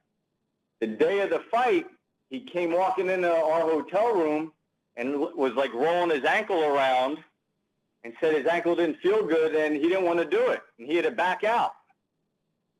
And obviously that didn't sit well. These people that were in Vegas, they weren't the type of people to back out from. And, you know, we let it go. We got back home and we actually let him do one of these fights, which was the clip that you saw that, I don't know, maybe he thought was buried somewhere. It's never been seen, and I shared it with you because one of his big things was that we were afraid he was going to take Kimbo's shine from him. Well, if you share that video with your viewers and yourself and whoever else, I think it speaks for itself. It wasn't, it didn't seem like there was anything there. So what ended up happening, you know, he supposedly, you know, got better and he wanted to have another fight. And we set up this fight with this guy out of Gould's named Telly Sessions. Gould's is, you know, like a neighborhood like Perrine. And this guy, Telly Sessions, was known to be a nasty brother with some mean hands. And we set up this fight. And the day of the fight, guess what? Dada no-shows. Doesn't come. And I'm not sure if you're familiar with somebody else from our neighborhood, this guy Level. He's had a couple pro fights. He actually fought Mayorga and beat him in an MMA fight. Uh-huh. Well, Level fights at middleweight or maybe even less than middleweight. But he's a true G. And that day, Telly Sessions was there expecting to fight, and Level went and fought him. He was giving up probably 60 pounds, fought like a 12-minute war, and beat him. But he took that fight because Dada no-showed again. And part of this recurring theme is, you know, the people that are around Dada now, all they know is what he's told them. You know, they've drank his Kool-Aid just like he's drinking his own Kool-Aid. He's never been a fighter. You can tell by the two real MMA, the pro matches he had, you know, how he looks in the cage. But I'll give credit where it's due, and he's a decent promoter, that he was able to get himself out there. And I guess he's an okay referee, but he is a decent promoter. And one thing that he did do was find himself a great filmmaker to expose what he was doing in the backyard in Billy Corbin, who's, you know, a very bright guy. And, you know, like I said, he's a brilliant filmmaker. However, he didn't do his due diligence, because if he would have tried to talk to either myself or Kimbo together, we would have let him know what he was dealing with. He didn't really fact check, you know, and he, you know, Dada claims he's like a street fighting legend or something. He claims he's 38-0. He's never had more than 2 fights in the backyard. And if he's had any more than 2 fights, where are they at? Where's it at? You know, it's nowhere. Who's even said they've seen it? You can check our story. You could ask Level Martinez. He's the one that stood up and fought Telly that day. This guy wasn't even anywhere in the neighborhood. So, yeah, this makes it personal because, you know, in that documentary, they try to make it seem that we were afraid that he was going to take something away from Kimbo. They don't even know us. We would love to have put people on. We're not afraid of anyone taking anything. But the fact of the matter is there was nothing to take because he didn't have shit. So we didn't even want him part of our team because he couldn't fucking fight. And when he backed out of the second fight, we really wanted nothing to do with him. And that's the true story why we parted ways. It wasn't on his end. It was on our end. We don't let fake people be around us. And that's exactly what he is. He shouldn't be fighting anymore. He should be reffing fights or promoting his little backyard league that he's trying to do. So, Kimbo, with that in mind, really and I appreciate that because obviously the story that I've read countless times now is that he was security guard and decided to go his own way, and that I've read that, you know, you guys were kind of upset about that, and that created this rift. Kimbo, with that all in mind, were you in favor of this fight when you were approached by Scott Coker and his team? Like, did you want to, like I said, everyone knows who you are in the MMA world. A different group knows who he is, and maybe people who saw the documentary as well. But in our little world here, everyone knows who you are. So you're kind of bringing him along for the ride. You're propping him up. Did you want to open that can of worms on Spike and for Bellator? Ariel, I'm gonna be straight up with you, man. You know what I'm saying? Before we even got approached with this fight with this dude, you know what I'm saying? I was talking a lot of shit as well to on the street level. You know what I'm saying? The shit was getting back to me on the street level of things. You know, I keep my ear to the streets. This fuck nigga do a lot of talking, man. And I don't like that. I don't appreciate it. You know what I'm saying? To the point to where, you know, I was gonna come to this crib. This pussy nigga talking about, you know what I'm saying, he gonna offer me a job. Fuck nigga, you still live with your mama. Nigga, I done made 7 figures, bro, 4 times over. How the fuck you gonna offer me a job, man? You know what I'm saying? And that's disrespect. Not only you done stole my fucking image, you done got my fucking tattoos, you say you from the Bahamas, man, you know what I'm saying? It's like, when I got approached with this fight from Bellator, you know what I'm saying? It was like, fuck yeah, I'm gonna do this. You know, you don't even gotta ask me twice. I'll sign this shit right now. Let's get this shit out of the way now. Because I already owe this fuck nigga ass whooping. We was gonna go to this nigga crib, knock on his mama's door where he still lives at, and be like, nigga, let's run it. Let's run it now. You know what I'm saying? In your yard. Let's do it right here, right now. But the pussy nigga was never around. We had a homeboy that passed away. I went to the wake. When this nigga knew that I was at the wake, he didn't even show up to pay respects because I was there. You know what I'm saying? So, Dada, man, he really digging himself into a hole here, Ariel. You know, I don't really like to come off like this. You know, I never wanted, you know, people to really see this angry side of me like this. And I'm gritting my teeth, but they gold, so I ain't got to worry about nothing. But, man, this pussy nigga's really trying me. And he's still running his mouth like a real fuck nigga. See, I'm responding to the bullshit accusations this man is coming with. I'm responding to it, Ariel. But you know me from in the future, from the past, bro. I'm never the one to really run my mouth to any other fighter. I just get in the ring and I'll try to knock your ass out. But this going to be a different fight. I'm grinding differently. I'm training differently. I want to shut this nigga up, break his jaw, like seriously focusing on breaking his jaw. Seriously focusing on breaking his ribs. I mean, goddamn. I wish the ref don't even be in the ring. I mean, we don't really need one. He a ref. He gonna quit himself. Man, this shit is personal, bro. I mean, I get worked up talking about this dude. You know, just for the nature of things, man. And, you know, like I said, I never wanted people to, you know what I'm saying, see this part of me like this here. Because I'm really getting twisted right now. Hey, I want to just clarify one other thing, Ariel, while Kimbo takes a little breather. He's ready to go see him. You know, in their documentary that they did, you know, they portrayed it that we actually went to his first pro fight, you know, to support him. We went because our friend Ray Fuentes had his first pro fight that evening, and that's why we were there. We also witnessed that he was fighting a guy, meaning Dada, fought a guy who was 0-6, and they had to pull that grown man off of him in order to make it fair and for him to be able to win that fight. He fought a guy who never even won a fight, 0-6, and he couldn't hang in and handle his own. And then they gave him one other guy who was 1-10 after that. So he's had zero accomplishments in the cage, really even out of the cage, other than being a promoter. And he gets credit for being a decent promoter. And he's done a good job with that. But as a fighter, I think he really stepped the wrong way because, he's going to see an angry dude across from him. So, Mike, as his longtime friend, like I said, you know Kimbo better than anyone. Is there any concern on your part? You see him right now. He's super fired up. He's never been like this before. That he's going to fight too emotionally in there? That he's going to stray away from what he needs to do to win this fight? I mean, he's always been, in control of his own emotions, and I think he knows how to channel it in the right way, and he'll use them to his advantage. But, you can't help but have this be personal. And he rubbed him the wrong way. It's almost like, you see that movie Single White Female? Yes. He's like the single black male. He literally got the same no fear tax, painted his nails black, grew his beard out. I mean, it's fucking weird is what it is. He can say whatever he wanted or wants. He didn't invent the beard. He didn't invent this. But the fact of the matter is the guy really got the same fucking tattoos. It's just weird.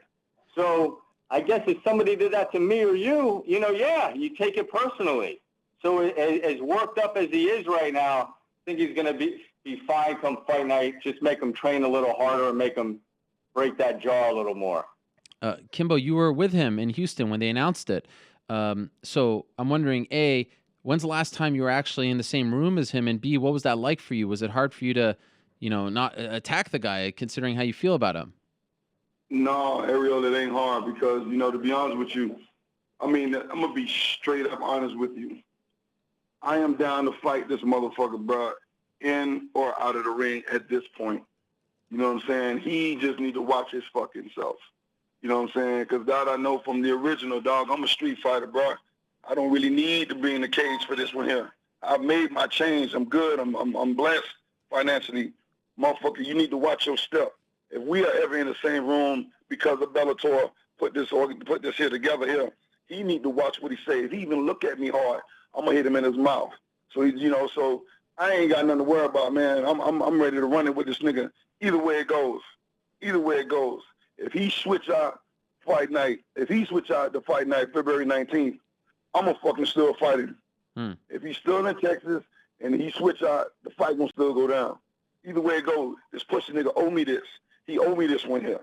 You took 25 minutes out of your time and created me in a fucking video game, and he created himself, and he showed it. It was funny, dude. This man showed himself beating me up on a video game and recorded it on Instagram. I thought it was the funniest shit in the world, man. And I'm like, this is his dream fight in a video game. Okay, fine. So now we're going to make this shit personal. We're going to make this shit live. It's going to be real. Ariel, man, forgive me for not being able to answer you in the way you want me to, bro, but this the streets right here, baby. You know what I'm saying? This is, he won a dog fight. This is what it is. Bellator, I thank God that they put this shit together, but people are going to get what they want to see. Me knocking this motherfucker out, man, and that's just the bottom line. And this fight can go however down I want it to go. We can wrestle this bitch. We can take it to the ground. I'm ready for whatever. But this man cannot see me in the hand game. You know what I'm saying? If he wanted, I want to do whatever. Whatever the fuck he want to do, I'm down with it. But I'm going to end this shit. I'm going to end his career. I'm going to wire his mouth up. He's going to be drinking out of a straw for like 3-4 months. And I guarantee you that I'm focusing on really shutting this dude up. Literally, I'm focusing on that. No need to apologize. I definitely appreciate the passion. Mike, from your perspective, you know this game very well. Is it kind of a mistake to not have this fight in Miami? Because I feel like it would sell in a second if it was there. Well, obviously it'd be great to have it in our backyard, but it's not our decision. It would have been phenomenal if it would have been at one of the Miami arenas, but Bellator's got their plans, and we're just going along with it.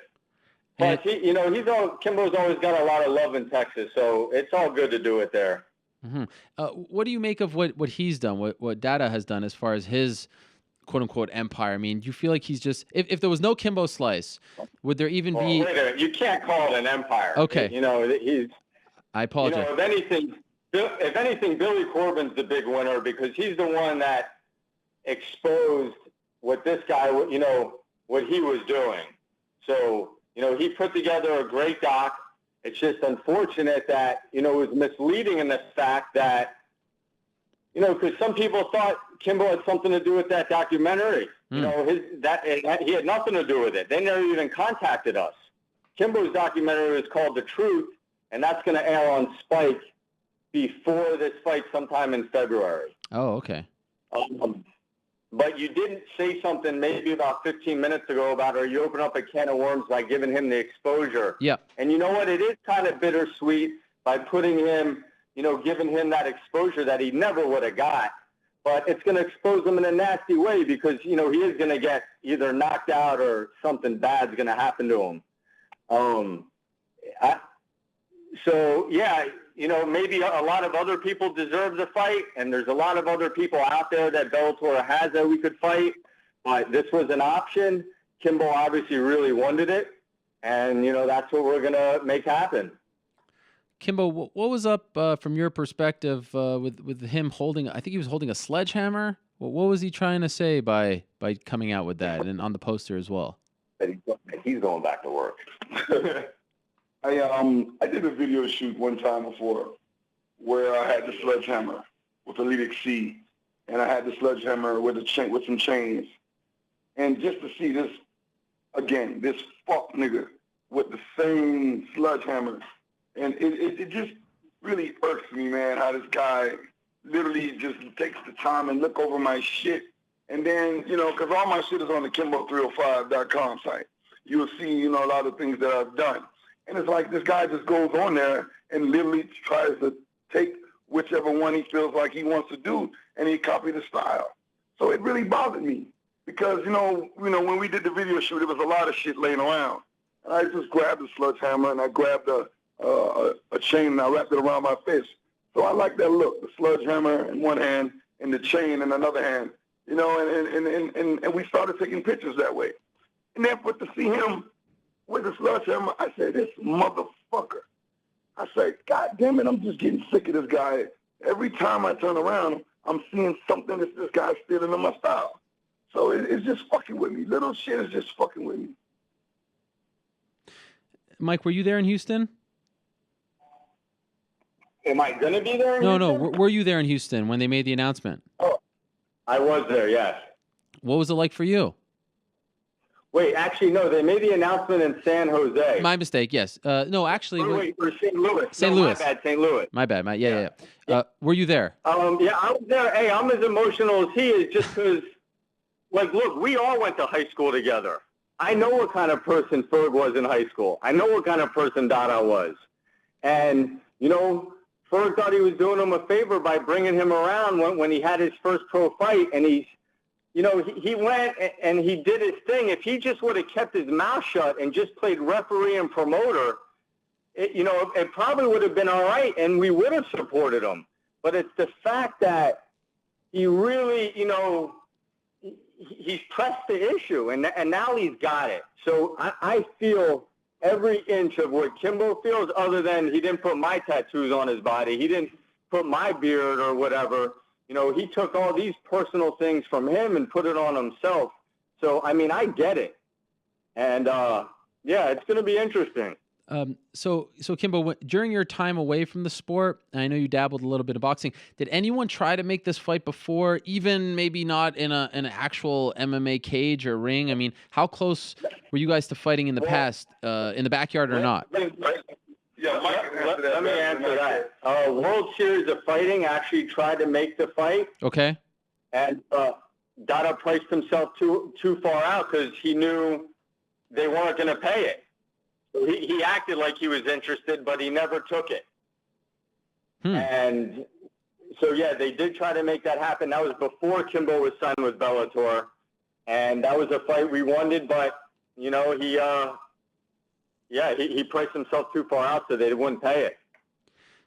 Do you have similar friends right now, Kimbo? And like, is he trying to recruit people from your team, or did he ever try? Is it at all awkward like that between you two?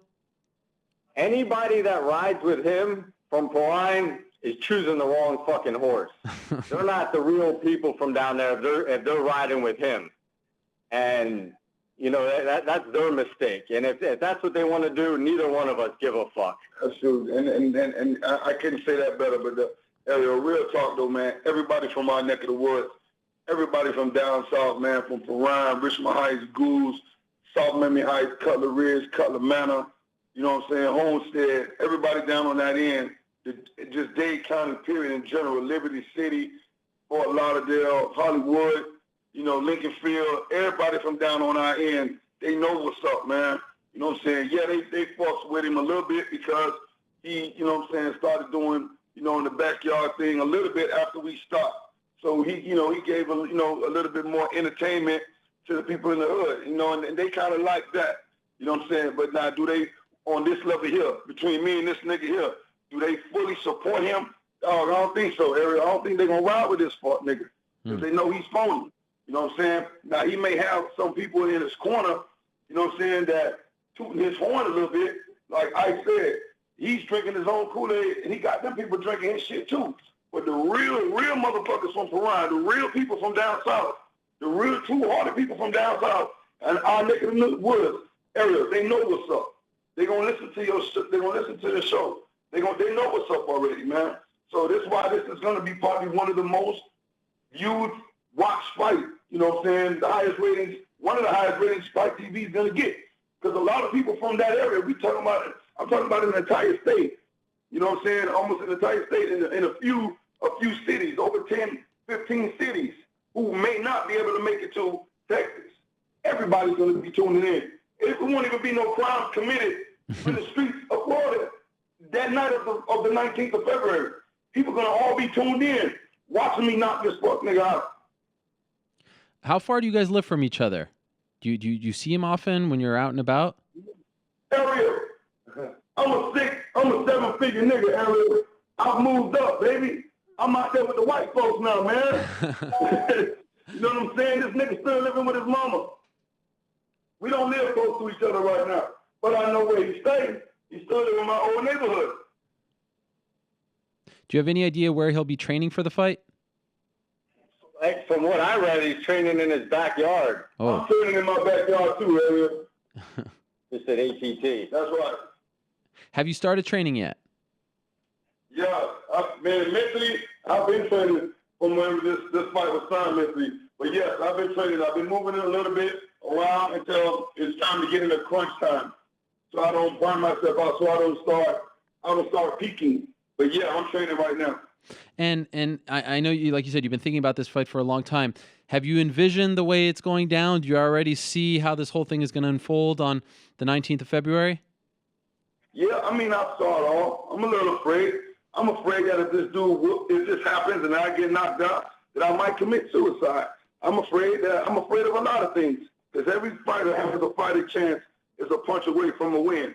So with that alone, I take every fight respectfully, and you know, I come in smart, I come in sharp, keep my D tight, keep that chin tucked. You know, I'm a smarter fighter.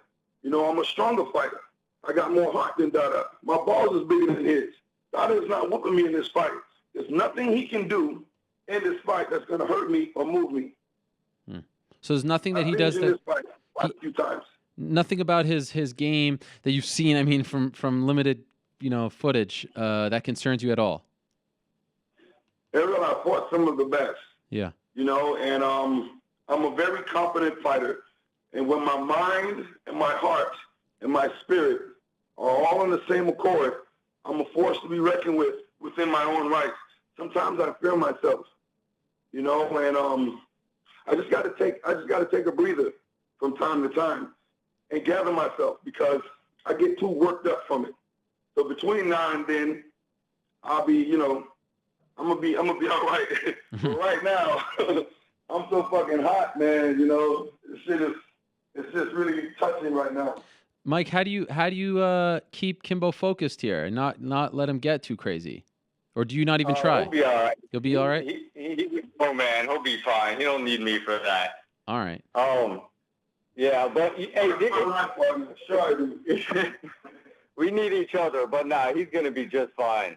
What do you think this does ratings-wise, Mike? Well, we are, obviously Hoist and Ken are on the same night, so I think with that combo, it should at least do what Kimbo Shamrock did. Obviously Dada brings nothing to the table promotionally wise with his name, so it'll be Kimbo, Hoist, and Ken bringing the viewers. But I say at least does par what the last one did. Okay. And Kimbo, two last things for you, if I can. What happened 2 weekends ago in Melbourne with Ronda Rousey actually reminded me of you, because the reaction to her knockout, everyone jumped on her and sent a lot of hate her way. And it kind of reminded me of how everyone was kind of celebrating to a degree when you suffered your setback against Seth Petrozelli. And I know you guys are different kind of athletes and everything, but if there's anything that you could say to Ronda at this point, I don't know if you saw that clip of her on TMZ, covering her face and obviously very embarrassed by the whole situation and how she looks. What would you say to her? Yeah, Ronda, don't feel bad, baby. We win some, we lose some, and that's just part of it.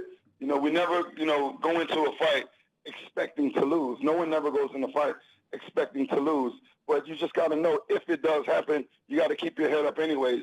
But in your fights, you just keep your chin down and your guards up. But after the shit is over with, just keep your head up. You from that loss, you gain a victory, because then you find out who the true people were in your corner. The true people who were around you will be there, and they will know how to communicate with you, rather than being on a wimpy wagon like, oh, it's going to be okay and everything's fine. See, that's the type of shit a true champion do not want to hear.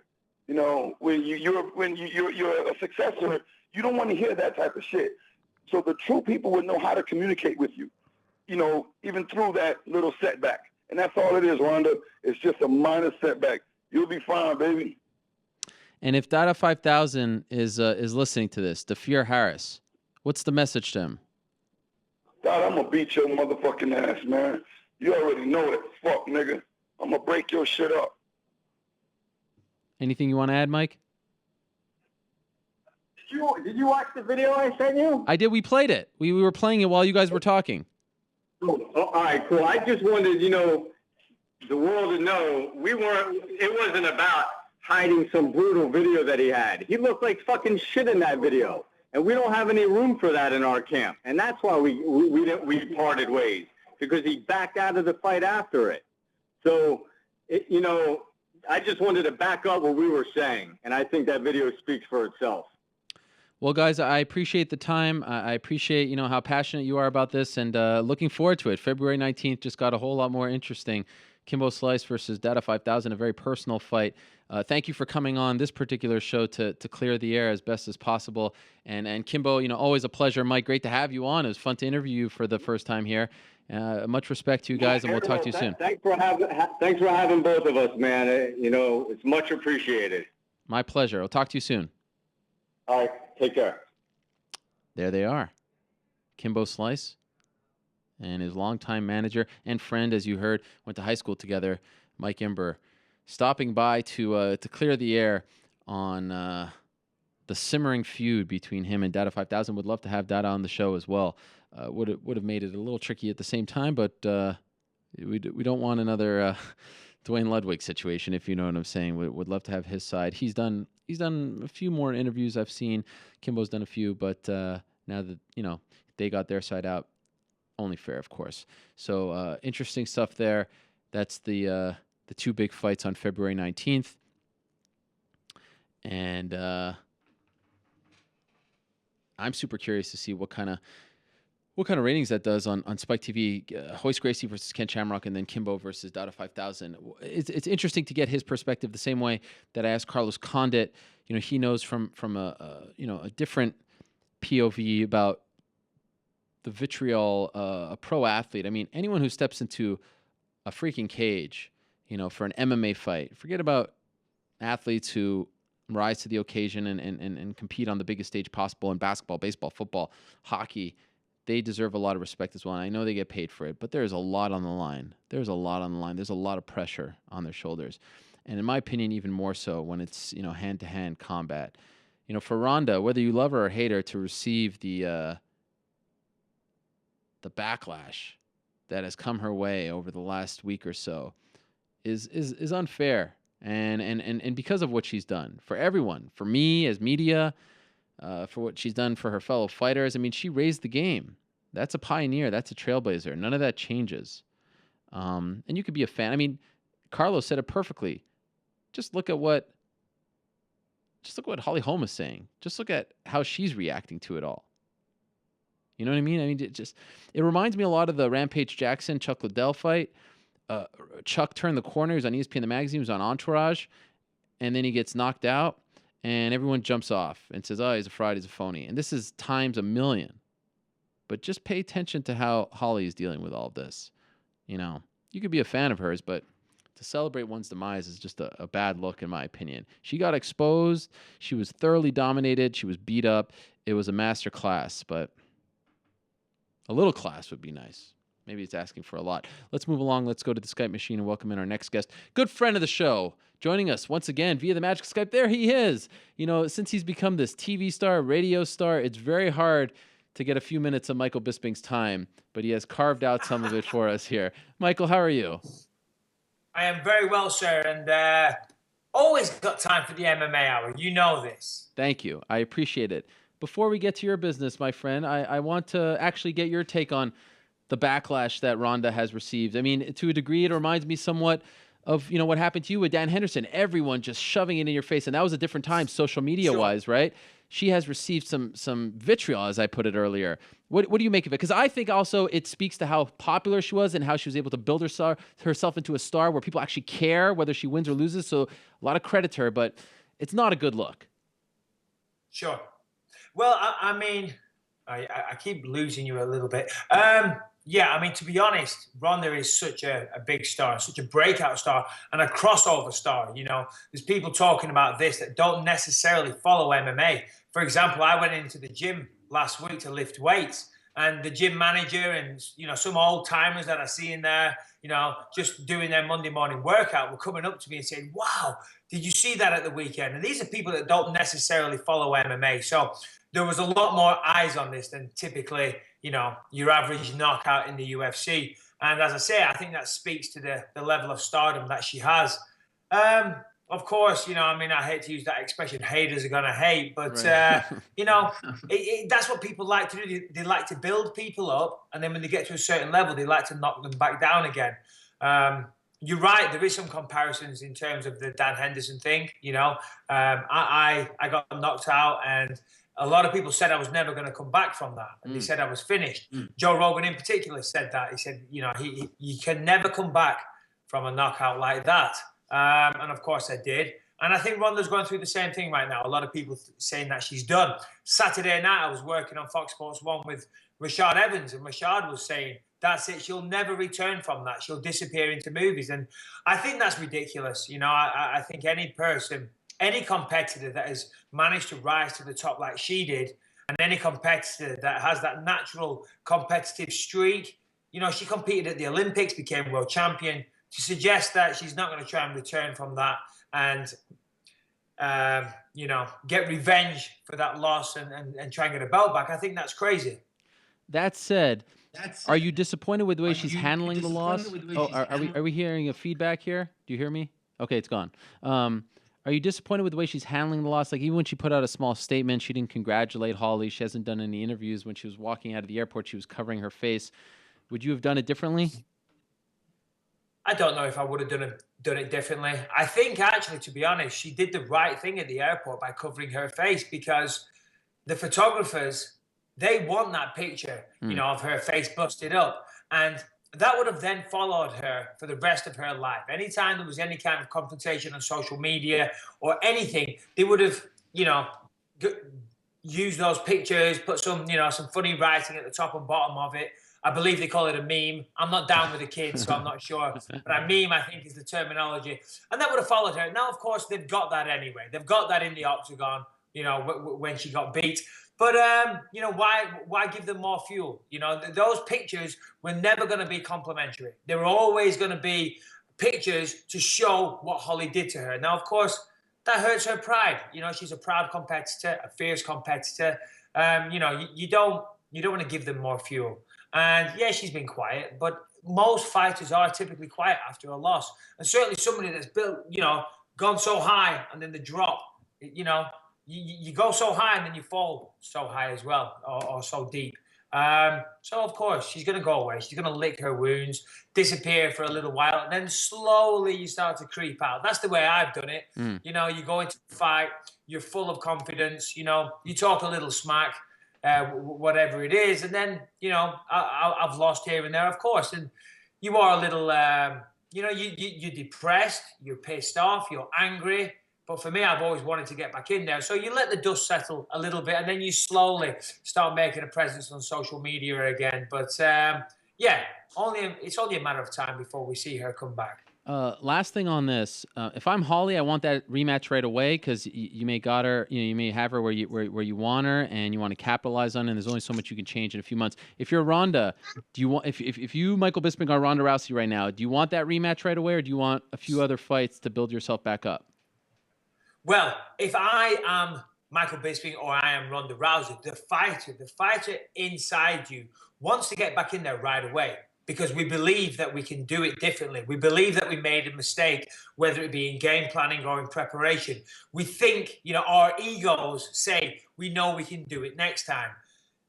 If I'm a coach or a manager, I would say, listen, take some time, work on some things, let you get over that mentally, 100% mentally, so you're not getting in there and fighting on emotion. You got to get over that. There's going to be a lot of emotions that she has to deal with.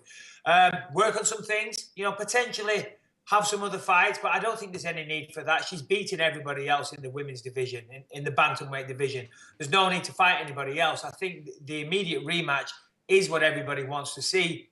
She went in there with plan A. She didn't have a plan B. Plan A in the past has always worked. She's always been able to dominate her opponents, take them down and armbar them. Yes, we've seen a couple of, TKOs, but, predominantly that's what she likes to do, take them down. It didn't work this time. Somebody had a masterful game plan to counter that. What she needs to work on is plan B. I would have liked to have seen plan B could have been, listen, don't chase her. In round 2, plant your feet in the center of the octagon and make Holly come to her. That would have made the fight very different. If Holly had to go to Ronda could have slipped the punches, got the clinch, and then maybe take it down. Who knows? But that certainly would have been something she could have tried. So, she'll go away, she'll lick her wounds, she'll talk to her coaches, her manager, and they'll come back, and the rematch will be even bigger. Of course, you were supposed to fight on that card. You had to withdraw due to an elbow injury. What was it like for you to watch? It's funny. I was talking to someone. I was in Melbourne, and the crowd was a disappointing crowd from an energy perspective. It was just very quiet, and I think it's because the seats were too far away. It was early in the morning, but I was like, this card needs a Michael Bisping. Like, up until the Mark Hunt fight, they just weren't into it, and I think you versus Whitaker would have helped get the crowd excited. For you watching it, what was that like? Were you like, man, look at that crowd, I wish I could be there, or were you over it at that point? I was kind of over it. Well, I thought I was until I watched it on the night. And, of course, it was bittersweet. I was watching it. They were great fights. But sitting there and seeing, the size of the arena and how big it was, of course, I wanted to be in there. So it's I should have been in the octagon, not sat on a couch with a bottle of nice, delicious cold beer in my hands. I should have been in the octagon. And, of course, I wanted to be there. But these things happen, but you're right. There was kind of a level of energy missing, and I always try and provide that, and I'll certainly do that in my next fight. But injuries are part of the game. Before the injury, could Michael Bisping, who's coming off that win over Talis Ladies, have beaten the Robert Whitaker who showed up that night? Listen, Robert is a nice guy. I've met him a couple of times. You're laughing because there's a but coming. There is a but on its way, for sure. He's a nice guy. I want to clarify that. I've spent some time with him. Nothing against him. Great young prospect. Good kid. He's got some skills. But come on.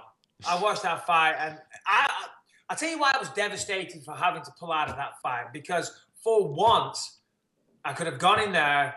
I was going to get my first ever submission victory inside the UFC. I was going to take him down. I was going to play with him. I would have been a middleweight with a size advantage for once. I used to fight at 205. I came down to middleweight thinking I was going to be the big guy. And, how wrong was I? I mean, my last few fights, Talizlaitis is huge at 185. Dollaway is huge. Luke Rockhold before that. These are all monsters at 185. Robert Whittaker, I would have had the size advantage, and I was excited about that.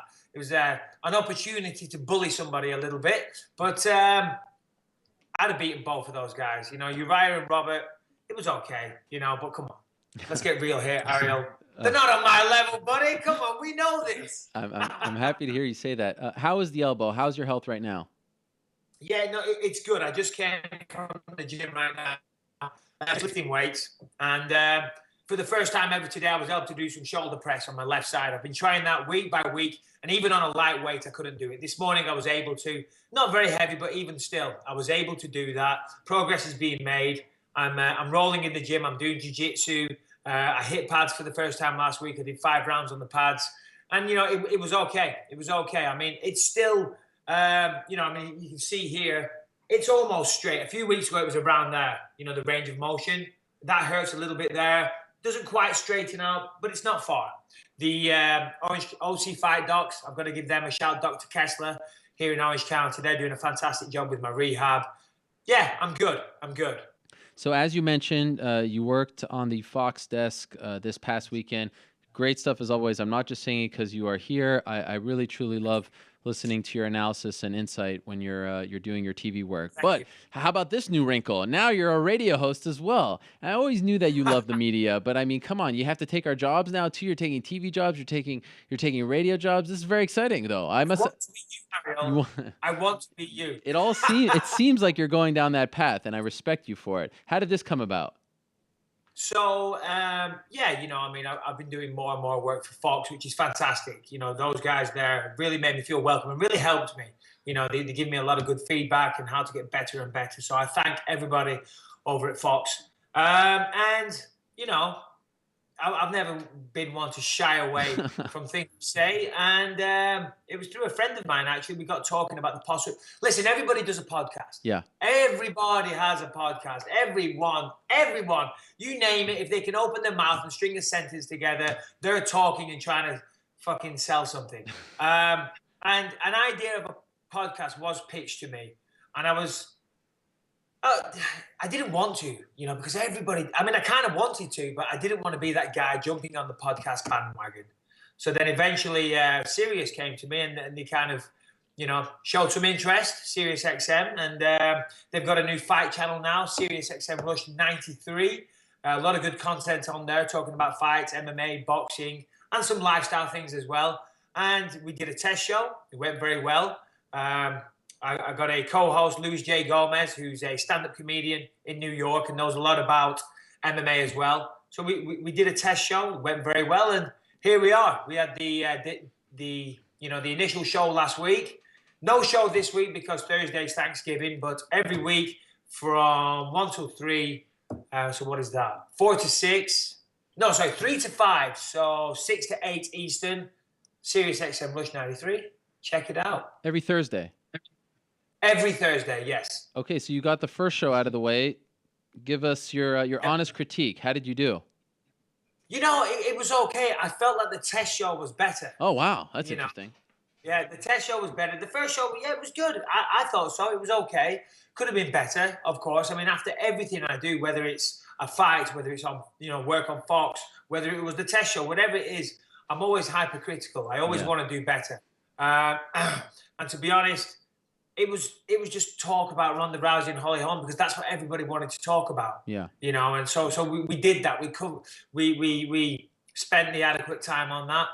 But I'm a little bit bored about talking about Ronda Rousey and Holly Holm, to be quite frank. No disrespect to either women, but there's a whole world and there's a lot of things going on out there that I'd rather talk about. So but please, everybody, tune in. Sirius XM Rush 93.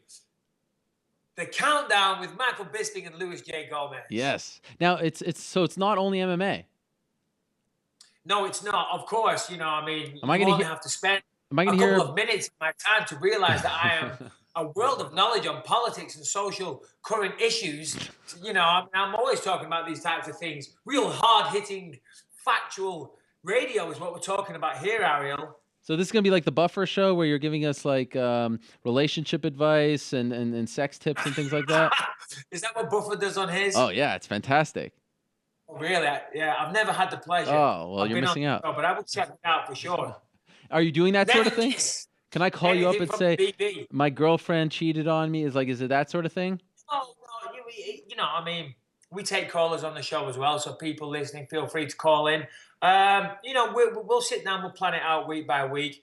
What's big, what's worth talking about. So Okay. it all depends what's in the news that week. In all honesty, though, when you started this journey, did you ever even think that this stuff would be available at the end of the tunnel? And you're not even at the end of the tunnel. But the fact that you're making this extra income, it's got to be an incredible, incredible gift that I would imagine came out of nowhere for you.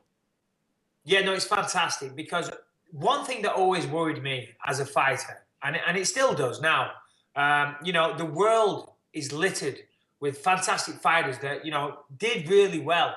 And then afterwards, the sport spits them out and they're broke, and they have nothing. And, the going is good now.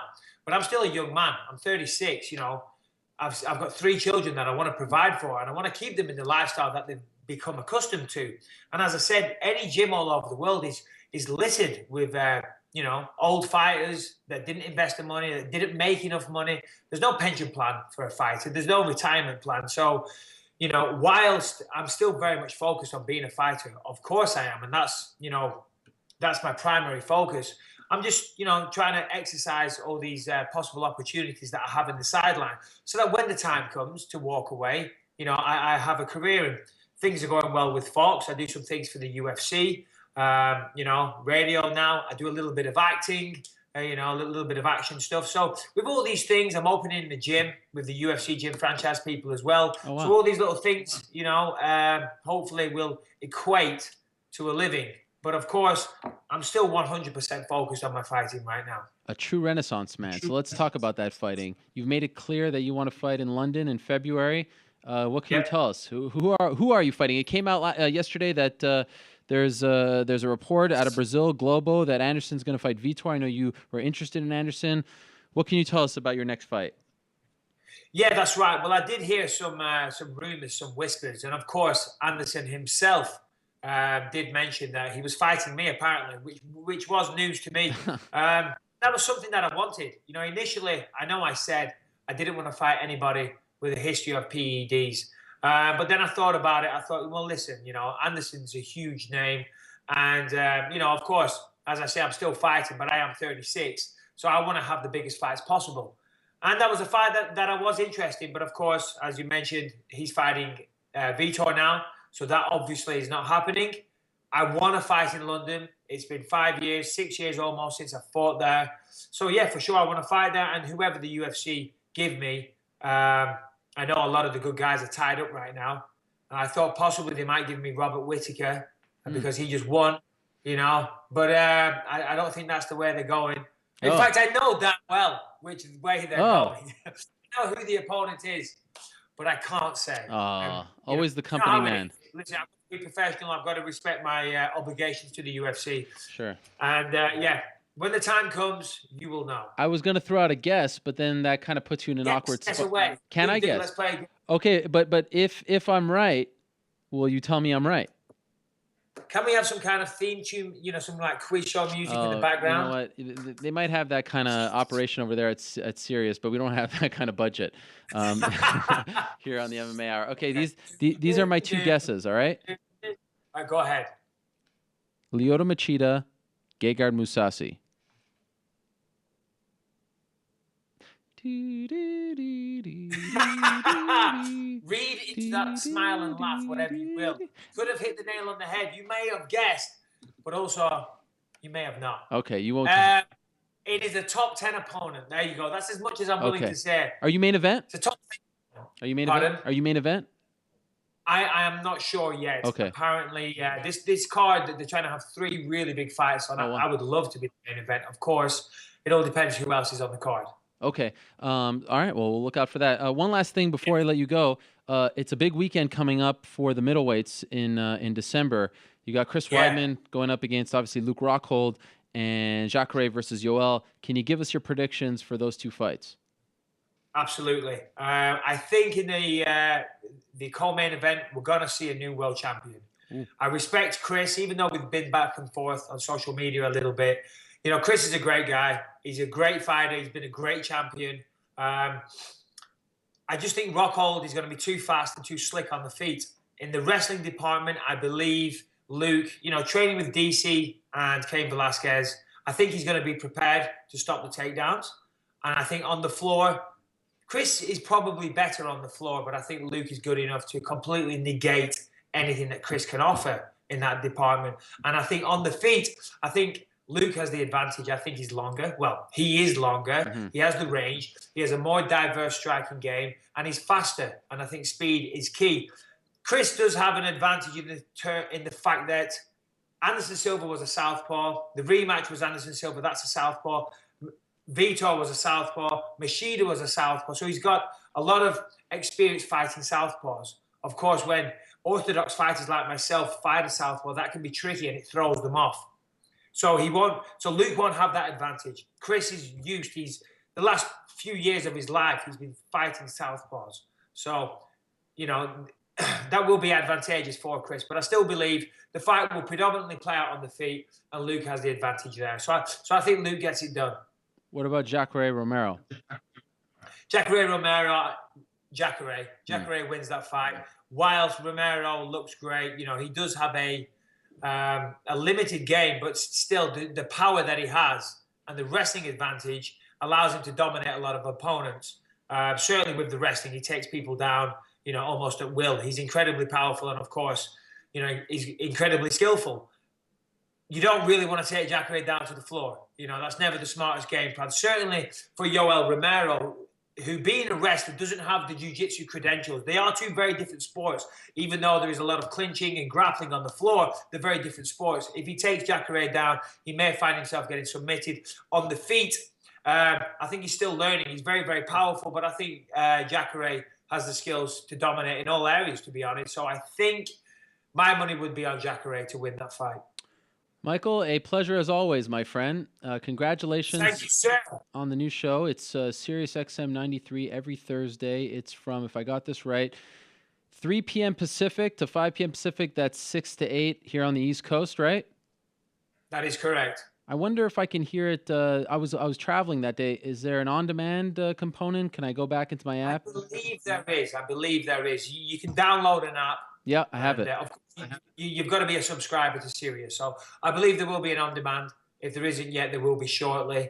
And it's a lot of fun. It's a lot of fun. You know, of course, satellite radio, we can get a little looser lipped, shall we say, than what we can on Fox for obvious reasons. You know, and our opinions can run wild. So tune in, don't miss it. And thank you for the opportunity to talk to you as always, Ariel. Yes, my pleasure. Congratulations. We'll talk to you soon. My inspiration, my everything. Finally. Ariel Hawani. Finally, you speak the truth. It's about time. It took long enough. Thank you very much, Mike. My pleasure. Take care. Michael Bisping stopping by from Orange County. Check out the show. I did not get a chance to check it out yet because I was traveling, and we will talk about that a little later on. But, man, he is great. He is great at what he does, and I don't just say that because I work for Fox and I work with him at times, although we sometimes cross paths, not always. I really enjoy his insight. Very, very comfortable on the microphone, and if you get him in that sort of radio setting, I would imagine he'd be even better. So good job on Sirius's part for putting Michael in there. So he says a top 10 opponent. We could figure this out. And honestly, my real guess, look, let's figure it out. My real guess is, here we go. Okay, Weidman, Rockhold, they have fights. Jacare, Romero, they have fights. Vitor, we're assuming, even though I was told by a source, by the way, that fight isn't official, but they have fights. Vitor and Anderson, who isn't on the rankings right now. Now we have Machida, Kennedy. We'll skip them for a second. Bisping, Mousasi. Skip them for a second. Whitaker, who he says it's not him, and tell us latest who he just fought. So really, in my opinion, it's Kennedy, Machida, Mousasi. I'm going to guess they go Kennedy, Machida. I'm going to guess they go Mousasi, Bisping. I mean, it's simple math. We'll find out. Let's move along. Let's go to our last guest of the day. She's been very patient, and hopefully she has some exciting news for us. She's joining us via the magic of Skype. She is the president of Invicta FC. It has been a while since we were joined by the great Shannon Knapp, and there she is. How are you? Hey there, Rick. I'm doing good. Thank you. Okay, so let's Thanks get right... for having me. It's always fun. Oh, yes, of course. It's a pleasure as always. And like I said, it has been a while, so I'm happy to have you. So a lot of people are curious as to what's on your mind. What do you have up your sleeve? The floor is yours. Well, we are going to go ahead and announce our next event, which will take place January 16th at the hangar at the OC Fairgrounds. So that's kind of in the Orange County area. Uh-huh. That card is going to be headlined by Chris Cyborg. We're tentatively working on a matchup between her and Cindy Dandois at the 140-pound weight class. We'll definitely update you more as the week goes on if that matchup is a solid matchup or, what her choices will be. And, of course, it's going to be headlined by a title fight as well, which will be Livia Hanata Sousa and Deanna Bennett at 115 pounds. It's a really good card. We've got a lot of great matchups. I'll go ahead and throw a couple more out Please. There, which Lisa Ellis versus Amber Brown and Jody Esquivel versus Angela Hill. Oh. So it's going to be a really good card. As the upcoming weeks, we're going to continue to announce the matchups, and I think the fans are going to be very excited and very happy about this card. Well, congratulations on that. That is a good card, and congratulations, by the way, on signing Angela Hill. Definitely think she has a lot more fight in her after leaving the UFC. About Cyborg, you said, so it's not 100% that Cindy is the opponent. Is it 100%, though, that her next fight will be at 140, this fight in January? I think that there are some talks going on between her and her camp and Zuffa, so I think that it's best to just put it out there and say that, tentatively that is what we have scheduled. Is that subject to change? It is highly possible, so I'd just rather err on the cautious side. Okay, I understand. Speaking of being cautious, I mean, is there any concern on your part as the promoter of having Cyborg fight at 140? No, not at all. Not at all. I think it comes down to, I think everybody's aware the landscape changed slightly, when Ronda lost the fight. So I think it comes down to the conversations that they have, and, I'm a team player, so whatever works out, it's great. And you mentioned that it's a unique relationship that you have because, as it has come out, she is being paid by Zuffa. Who decides who she fights? Well, we do most of the time. Everybody has input. And I think it's the way it should be. But majority of the time we make the matchups, and everybody seems to be happy and pleased with the efforts that we put forth. So. How difficult is it these days to find an opponent for Cyborg? I said, after attending the event, covering the event in July, it was starting to feel a little weird for me because she's just annihilating these people, and I don't know if she's being challenged as much as she should be. For you, as the president of the company, are you having a hard time finding suitable opponents for her? Yes and no. She is so dominating. So sometimes that's hard when you look at the styles and we have a lot of young, up-and-coming 145-pounders, but, they're certainly not athletes we're going to throw into the deep end at this point in time. So, yeah, it can be a struggle, but they're out there. And there never seems to be a shortage of someone asking for that fight, regardless. Yeah. And that's kind of why the Cindy fight has come up. She asked for it, and sometimes when you post you get what you ask for. So seems to be the fight that she's very, very much has her sights set on. What transpired there, I'm not quite sure, but Cyborg's definitely motivated for that fight. Oh. I will give you that. So it's a personal fight. Well, something happened that sent it over on that edge. Okay. And Cindy, Cindy's she's has some notable wins under her record. Marloes Kunin. She beat the girl that Cyborg lost to, in the Muay Thai fight, in MMA, of course. But, so she does have, she brings things to the table, the judo aspect, so we'll see. There's a lot of good stuff going on, though. A couple of weeks ago, I had meetings in Las Vegas with the UFC. I'm very amped up with, what they have planned for Fight Pass. Eric Winters is on board now, and I think the focus is really going to change. I think the fans are going to be incredibly excited about that. Oh, I was excited. So, I think it's going to be a great deal for athletes, fans, everybody.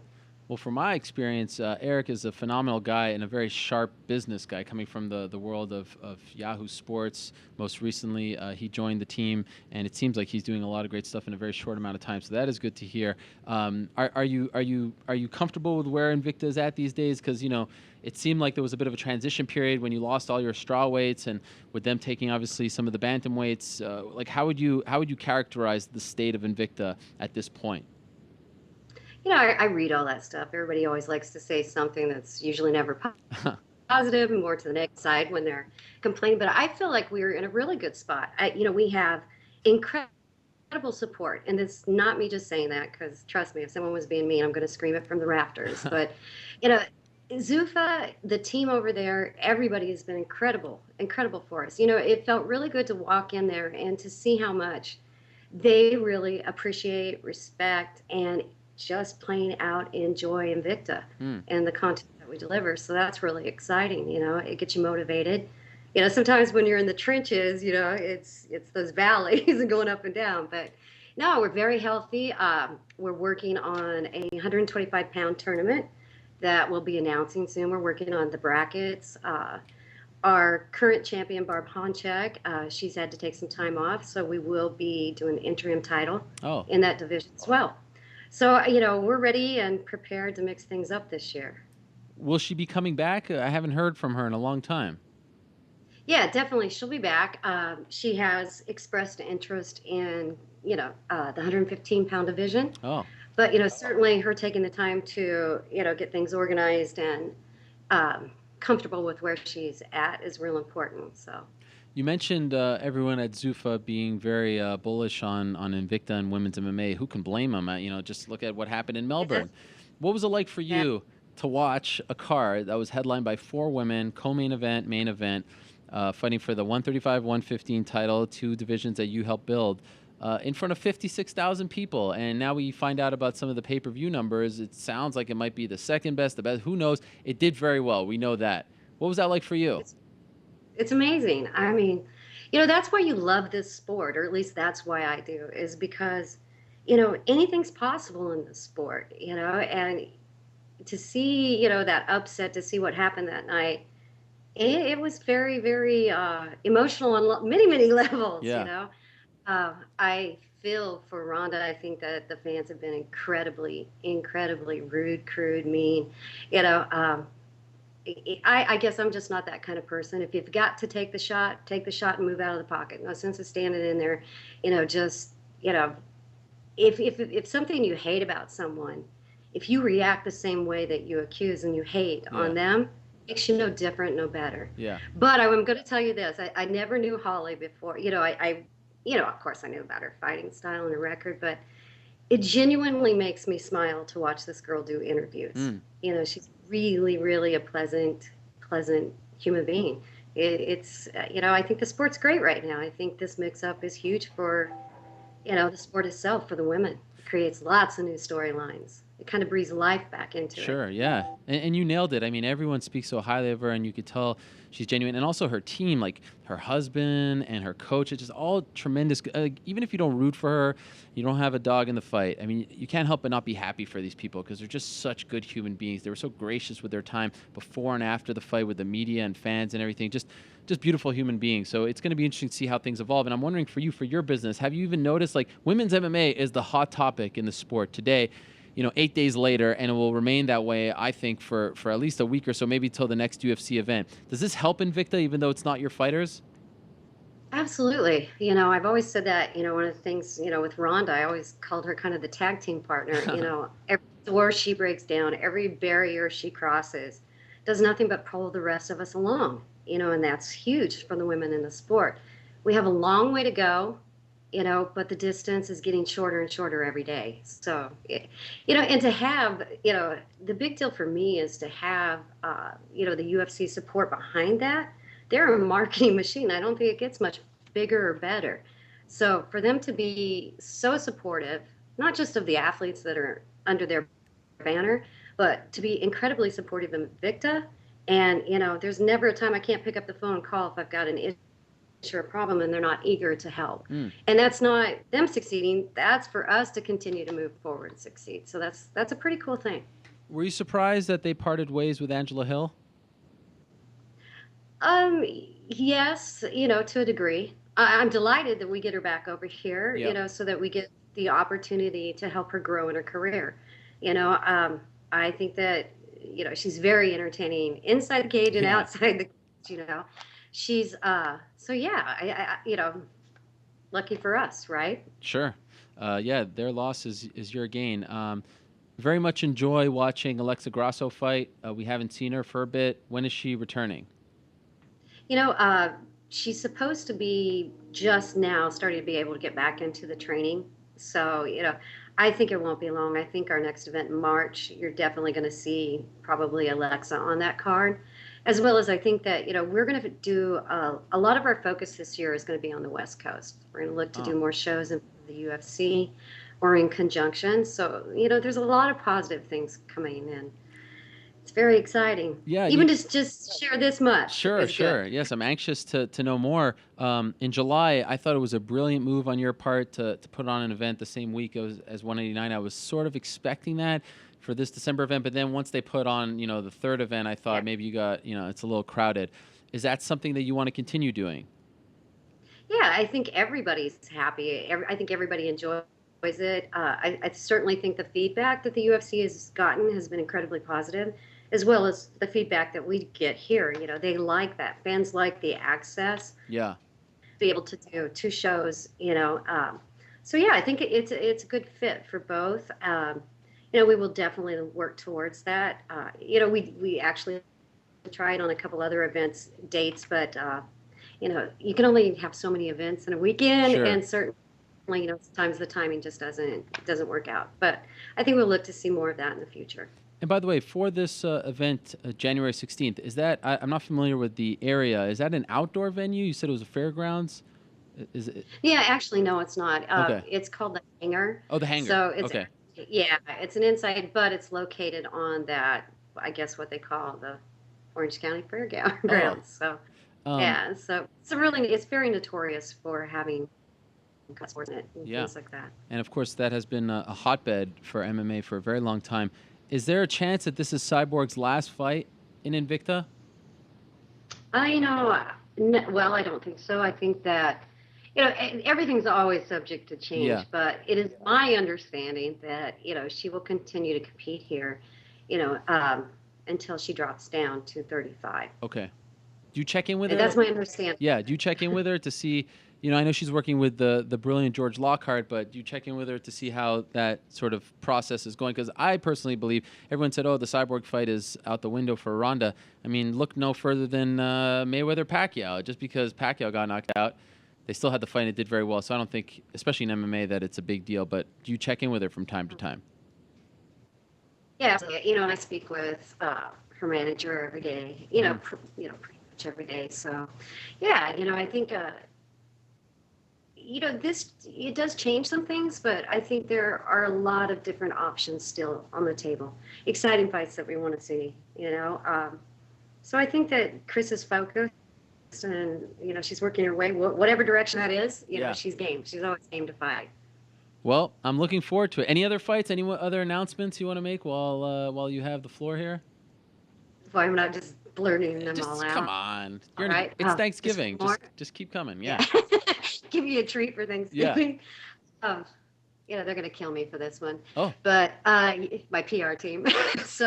But we'll go ahead and I'm going to tell you, we're going to do Raquel versus Irene Aldana. Oh, wait.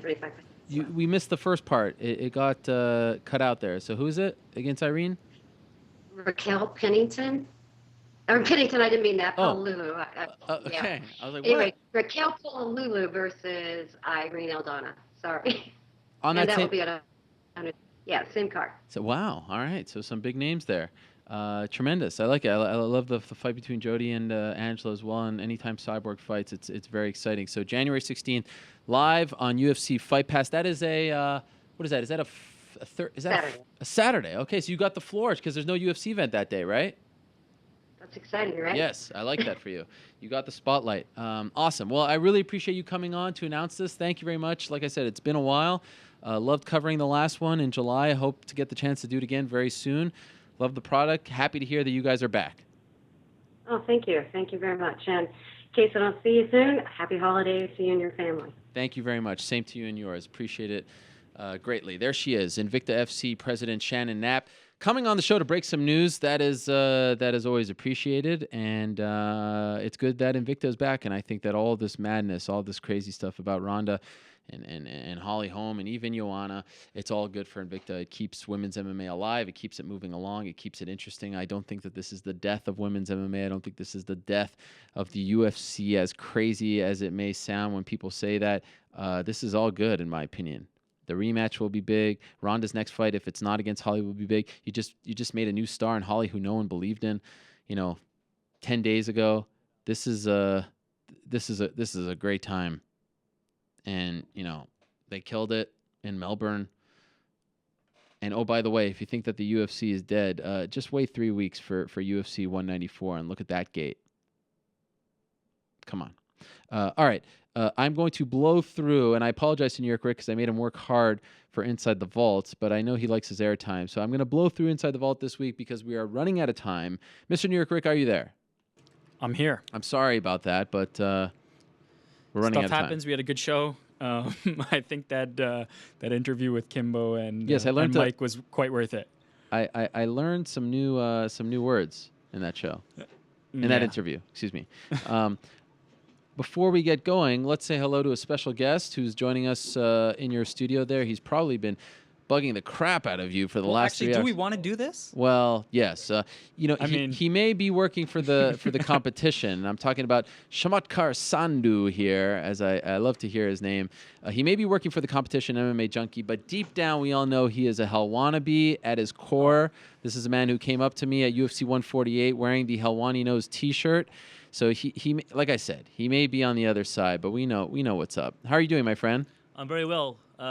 Dream come true to be here, but really it's espionage. This feels like Degeneration X, invading WWE all over again. I've got my wire clippers. I'm going to do some cord cutting. You'll be lucky to make it to next week's show, mate. Yeah, I bet like in a couple weeks, MMA Junkie Radio is going to have all our stuff. Yeah. I love those guys, and I'm a big fan of your work. You're doing great stuff as well, so it's great to have you in the studio.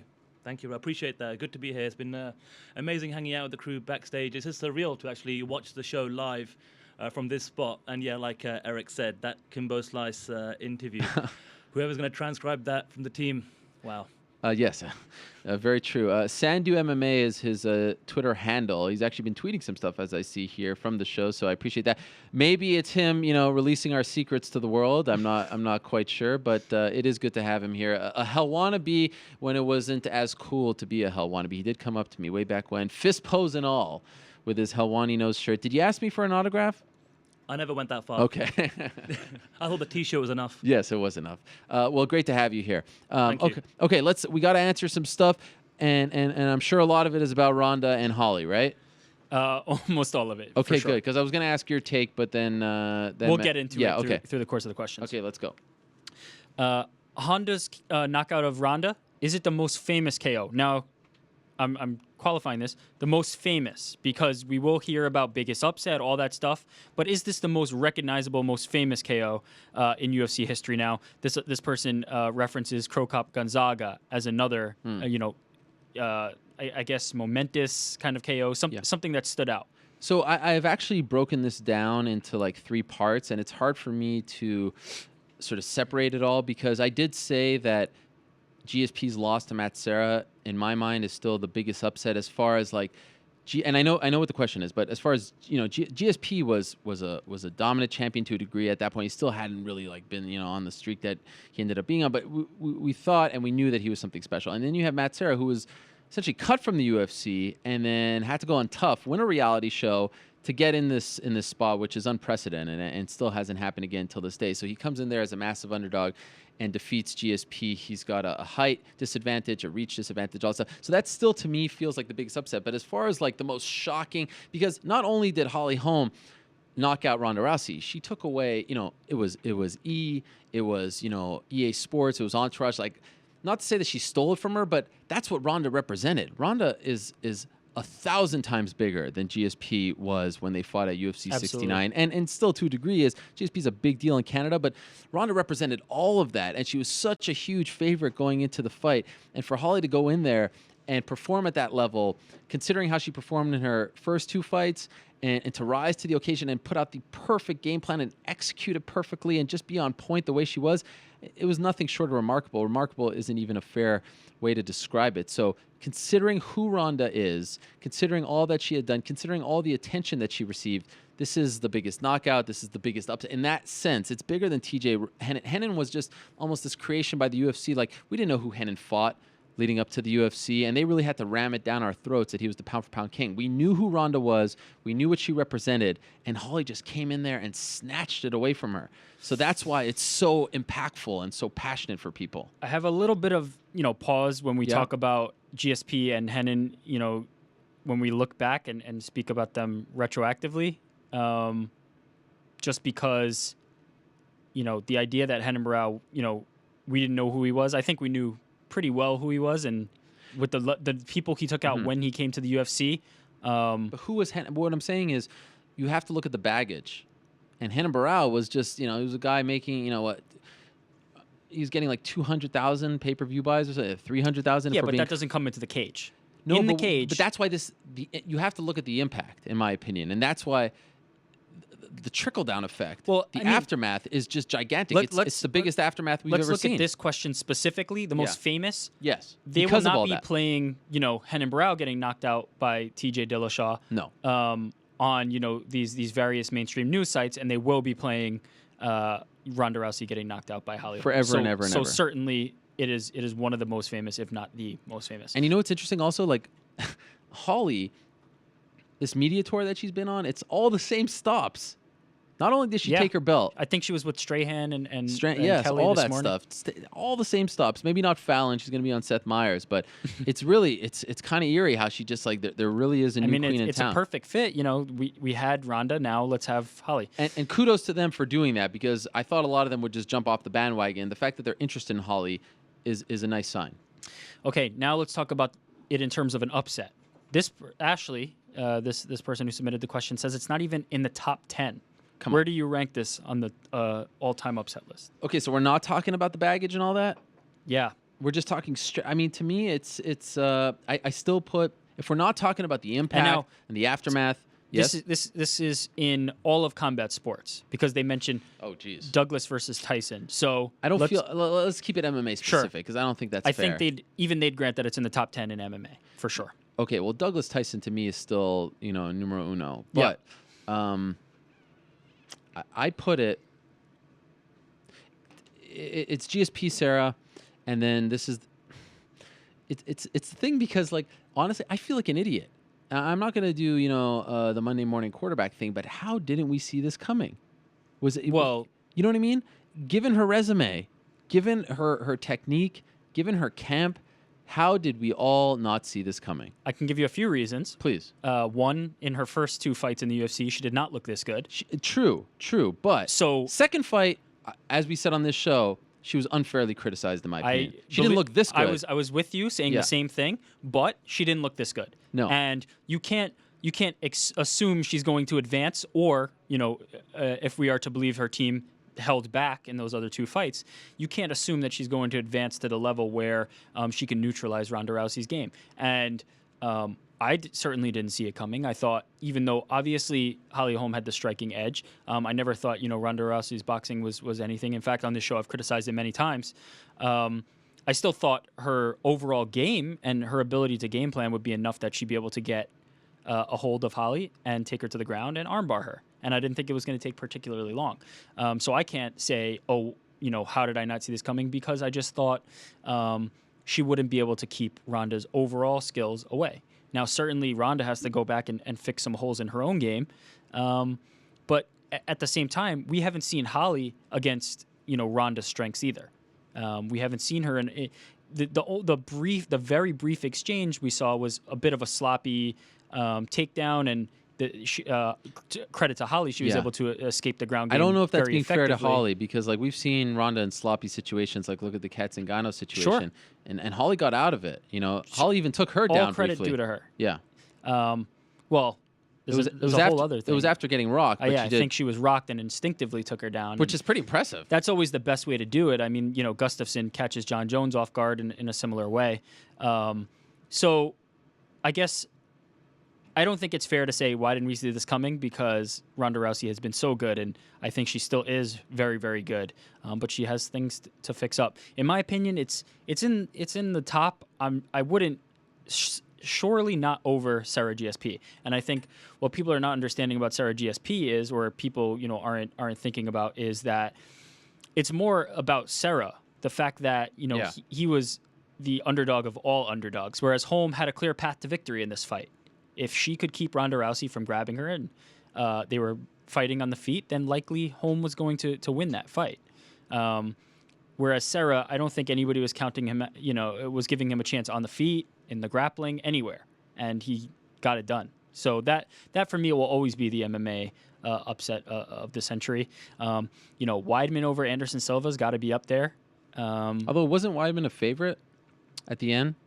In the first fight? Yeah, wasn't he like either super close to being a favorite or an actual? Not as far as I recall. Wasn't it like 2-1 or something? Everyone was picking him. All the fighters were picking him.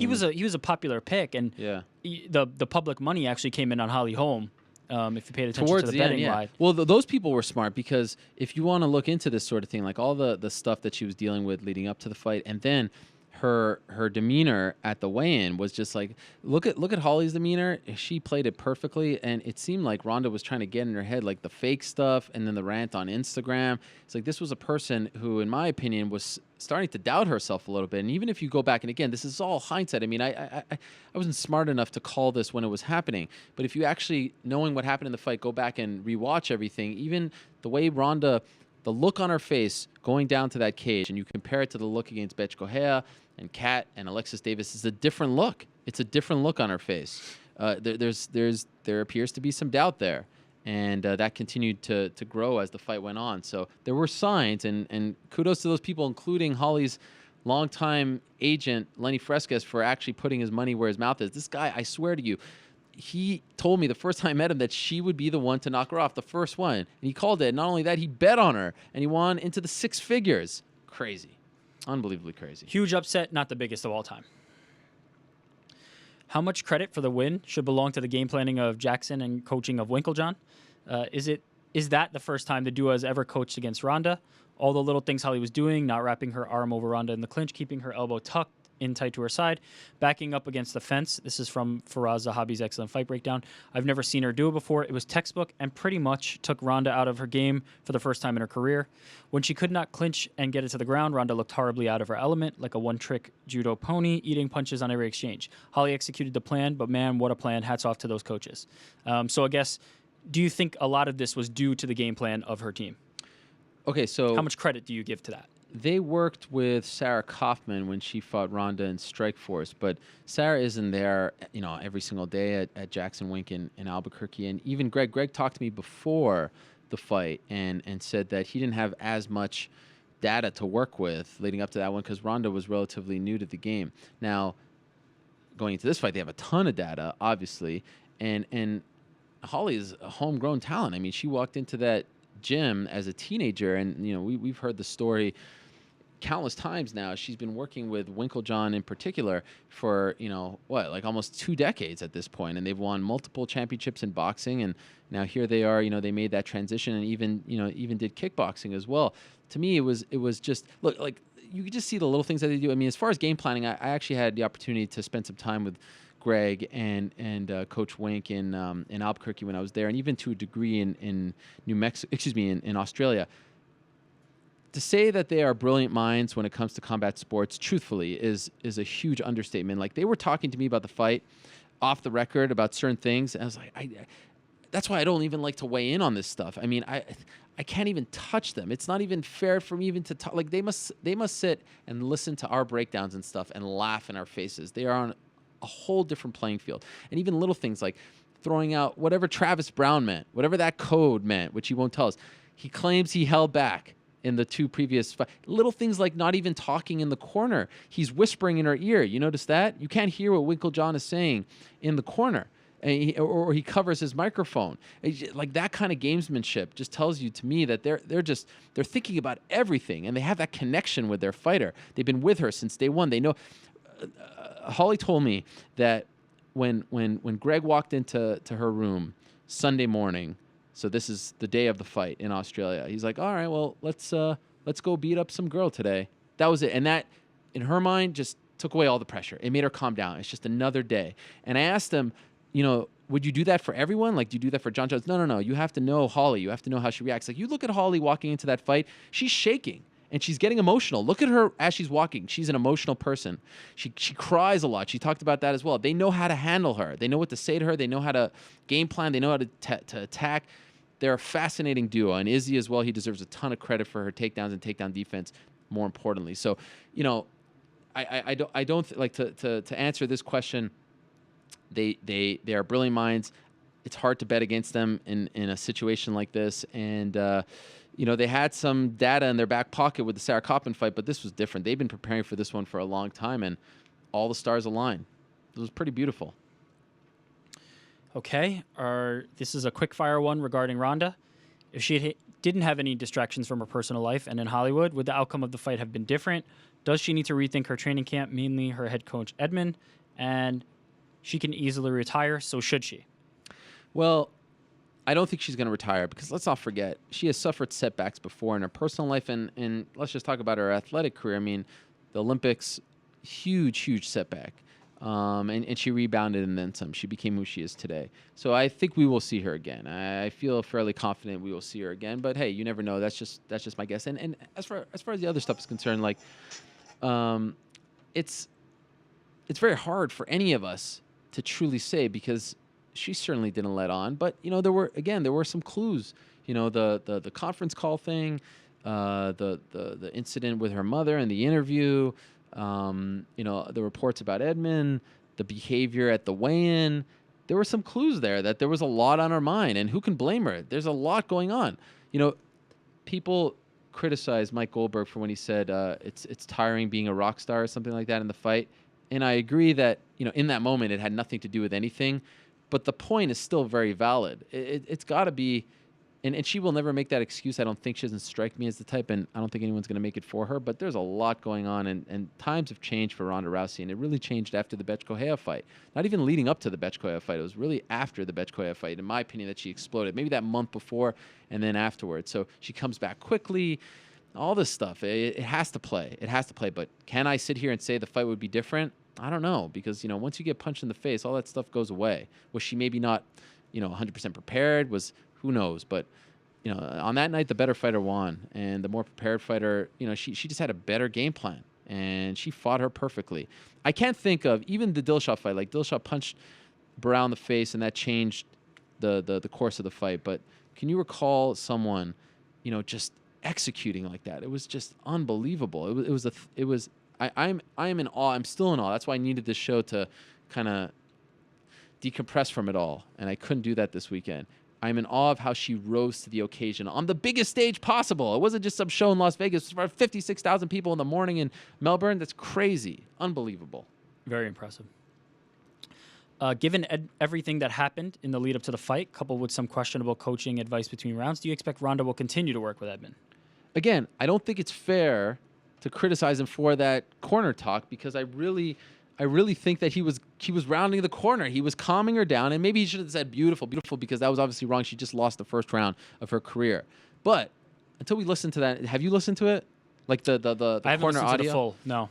Yeah, I mean, you can criticize. Look, you can criticize them for the game plan. You could say that Edmund's resume with other UFC fighters now isn't stellar at all. I mean, all that is fair game, but that particular critique is to me a little bit far-fetched.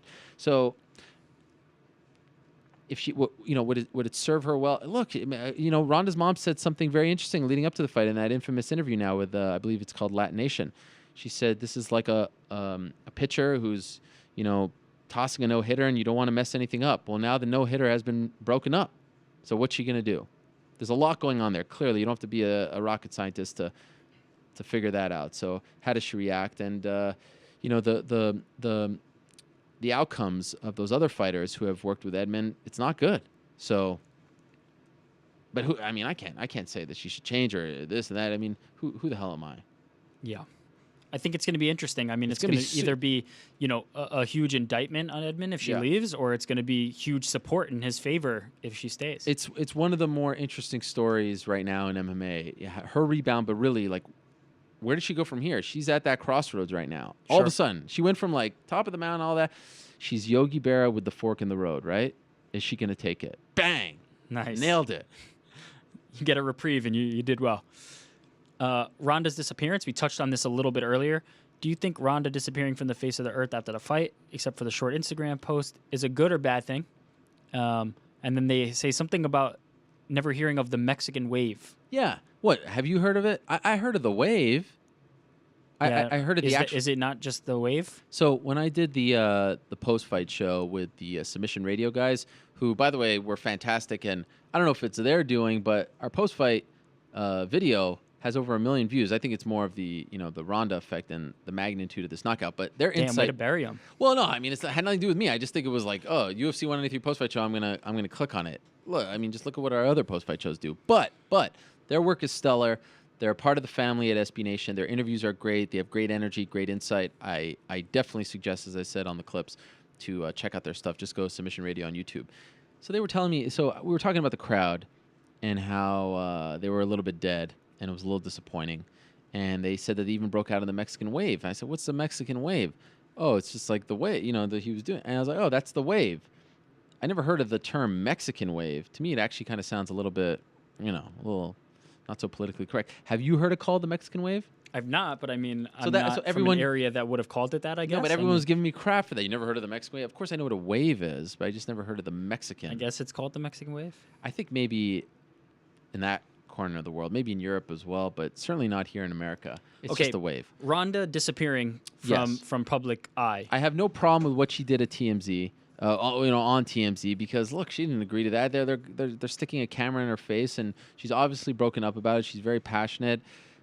Would it be awesome if she walked out with her head held high and said, "I'll be back and I'm going to show all of you"? Yeah. But who the hell are we to criticize the way she's handling a loss coming off that long-ass flight? Trust me, I know. It's a long-ass flight. So, you know what? Cut her some slack. The whole thing was a little creepy, too, and say, oh, Ronda's ashamed of her face. Whatever. The one thing I will say, though, is... So, look, after the fight, she stood there, and, they embraced. She didn't spit in her face. She didn't run out of the cage like we've seen before. She stood there and embraced her. Would it have been nice to get a post-fight interview? Sure, but also, look at her lip. She had to get serious surgery there. They had to bring in a plastic surgeon to fix up her lip. So her lip was open the entire fight. You could tell that it was hurting her, whatever. So she didn't do a post-fight interview with Rogan. Fine. People giving her crap for not showing up to the press conference. And I hate to sound like I'm actually here like defending her. She doesn't need me to defend her. But she was in the freaking hospital. You don't think she was concussed? Her head bounced off the mat.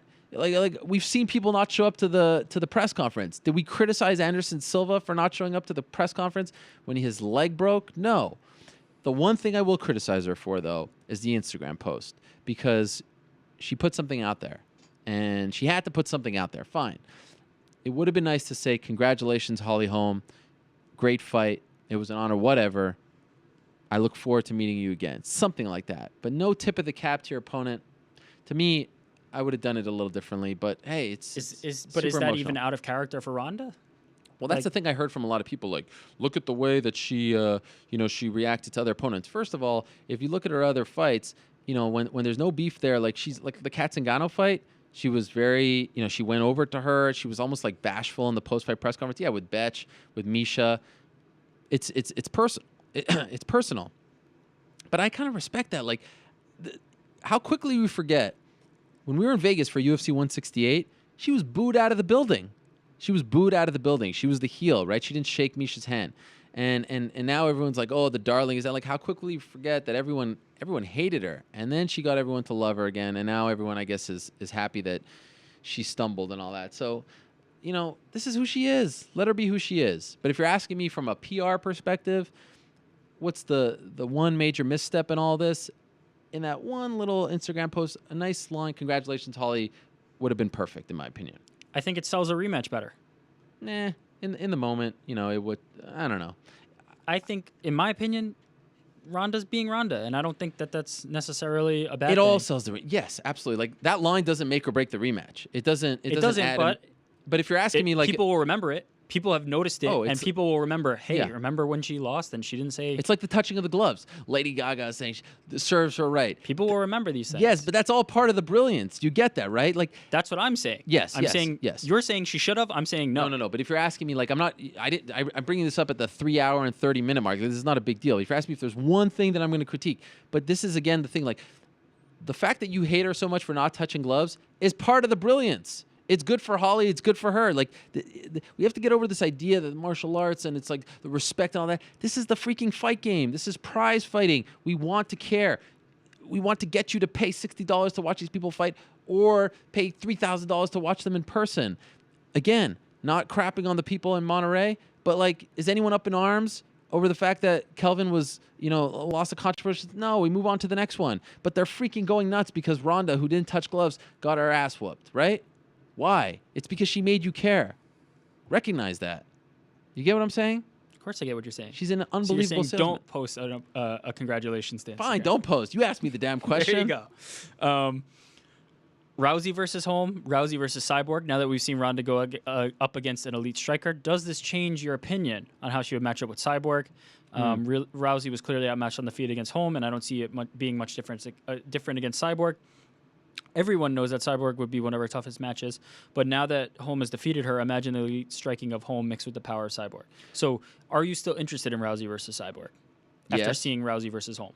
Yes, I am interested because, as I've said countless times, losses don't mean as much in MMA as they do. Like, I felt like in the moment the Pacquiao Mayweather fight lost a bit, but look, I mean, once the fight came around, I was eating it up like everyone, and that was 5 years later. So time did heal those wounds. I would buy Ronda versus Cyborg tomorrow. Ronda the comeback alone is interesting, and this beef is interesting, and Cyborg at 135 is interesting. Speaking of Cyborg, she tweeted 26 minutes ago to both Invicta and Cindy Dandois. It was not signed any agreement about this fight at 140. It's been 3 times that they are changing the date of the event. So it sounds like that is going to continue. But it doesn't. It makes me think. Like, look, I don't think Holly is. I don't think Cyborg is as technical as Cyborg. Cyborg is more ruthless. You know what I mean? But it makes me think. Okay, Ronda isn't the invincible athlete that we may have thought she was, and it's good that we think that way because no one is invincible. I still want to see the fight, and I don't really know what to make of Ronda at this point. Did that stuff affect her? Is she with the wrong camp? Did she need to grow? Does she need to evolve as a fighter? And by doing so, does she need to go to another camp? Like all this stuff, then I think the next fight is really going to tell us a lot about her. Did Holly Holm just kill women's MMA? What? Holly Holm had the best performance I've seen in recent memory in a title fight. The style matchup in retrospect was perfect. The game plan as well. And apparently she was holding back in previous fights and unleashed against Ronda. But did she really? Do you think Holm is going to keep fighting a very exciting style? Or was that a perfect match for Holly to showcase her skills? And we should expect her to fight, her fights to be dominant but boring to a lot of fans. I don't think that's very fair. She certainly didn't kill women's MMA. She didn't kill the UFC. She didn't kill MMA. I can't wait for the day where one of these big fights happens and, something crazy happens and then all these hot takes about the death of MMA come out of the woodwork. It's not dying. It goes through ups and downs. Look at the year that the UFC has had with all this craziness.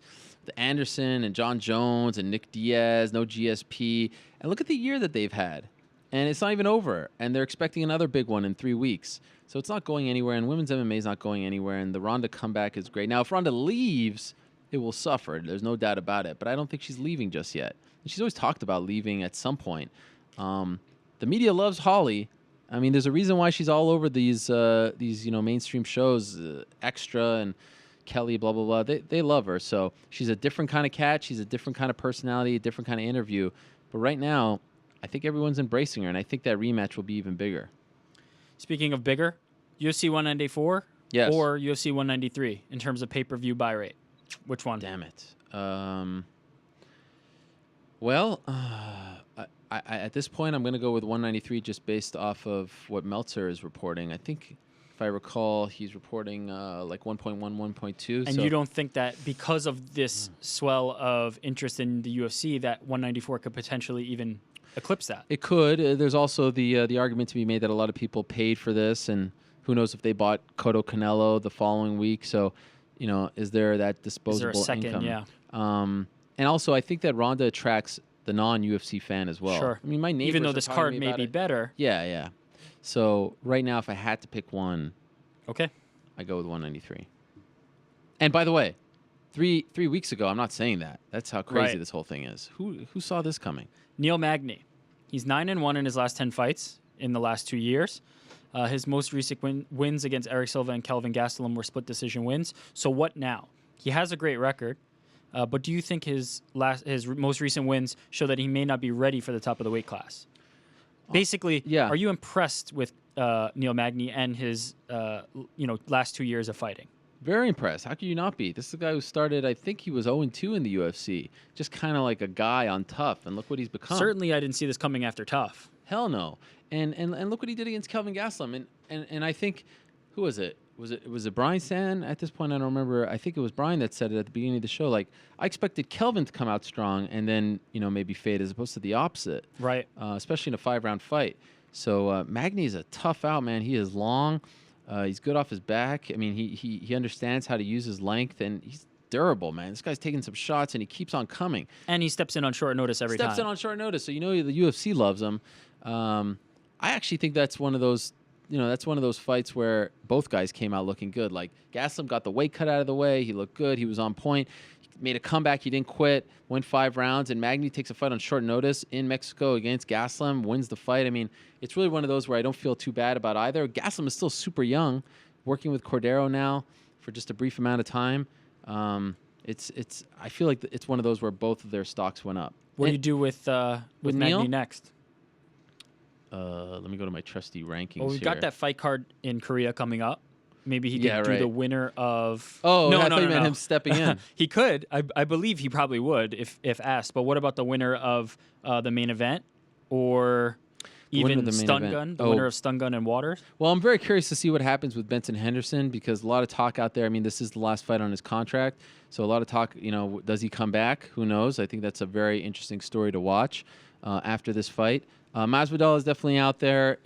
Rick Story is coming back. He had neck surgery. He's coming back. He's still number 10. I think that's super interesting. Wonder Boy Thompson at number 8 is super interesting. So there's a lot of good fights for him. And, Matt Brown coming back. No, but isn't Matt Brown his teammate? That's who he stepped in for. That's right. But Stun Gun as well. Stun Gun as well. He's fighting Dominic Waters. I interviewed him at Albuquerque, at Jackson Wink as well. What are your thoughts on Henry Cejudo's performance against Jussier Formiga with the win? Should he now be next in line for the title shot? 100% he should. This is the guy. This is the best fight to promote. It's the most interesting fight. There's really no one else out there who makes sense. It was a tough win. It was a gritty win, durable win. I'm not going to sit here and say he has no shot, especially after Holly Holm and her victory. So do I favor DJ? Absolutely. I think DJ's on, he's playing on a whole other level, really, than almost everyone in the sport, except for a couple people. But Cejudo's the guy. It has to be Cejudo. Has to be. He's going to sell the fight. DJ's been missing this kind of opponent and test the Olympics, all that stuff. I mean, he comes with a pretty solid resume in his back pocket. So, yeah, 1,000%. Somebody asked this, but just to summarize, do you think 125 needs a shakeup? As far as DJ losing? Yeah. No, I don't think so. I like dominant champs. Like, I don't think it's something to celebrate when one loses. It's fun. It's exciting. It's fresh. Awesome. But I don't think it's a bad thing as well. To me, it's fun to watch greatness. It's like the Golden State Warriors, 15-0. Yeah, but every time we've had one of these shakeups, it's think just as recently as Ronda and Holly Holm. How many new matchups are you excited for in that division? Same thing with 135. Same thing with now Conor McGregor if he upsets Jose Aldo. Or rather, actually, he's the favorite. So forgive me for that. I think we should have that discussion after Cejudo. Fair enough. Because that's one that I really want to see. True or false? We're going to Twitter now. Yeah. Jackson Winklejohn will have 3 reigning champs at some point during 2016. Well, it could be false. They could have 4. and maybe I even think 5. That's true then. They could have Holly Holm. Yep. They could have Carlos Condit. Yep. They could have Donald Cerrone. Yep. They can have John Jones. And oh, by the who's way, 5? Arlovsky or Overeem. And now the question is asking you how many will actually be. They could have 5. How many are they going to have? Honestly, the tough one to if we were talking about this 2 weeks ago, the one you say like, oh, well, the toughest one is Holly. They got that one out of the way, right? Carlos beating Robbie, that's not the craziest thing in the world. John beating Daniel's not the craziest thing in the world. Cerrone beating RDA, not the craziest thing in the world, right? They got the tough one out of the way. It's amazing how they went from no champions to by April 24th, they could have 4 champions. Crazy. I mean, I think John Jones at this point is, as long as he's got his head on right, that's a pretty safe assumption. Condit's definitely live against Robbie there. So is Cowboy. You're right. The hard one is down. So it's going to be interesting for that camp.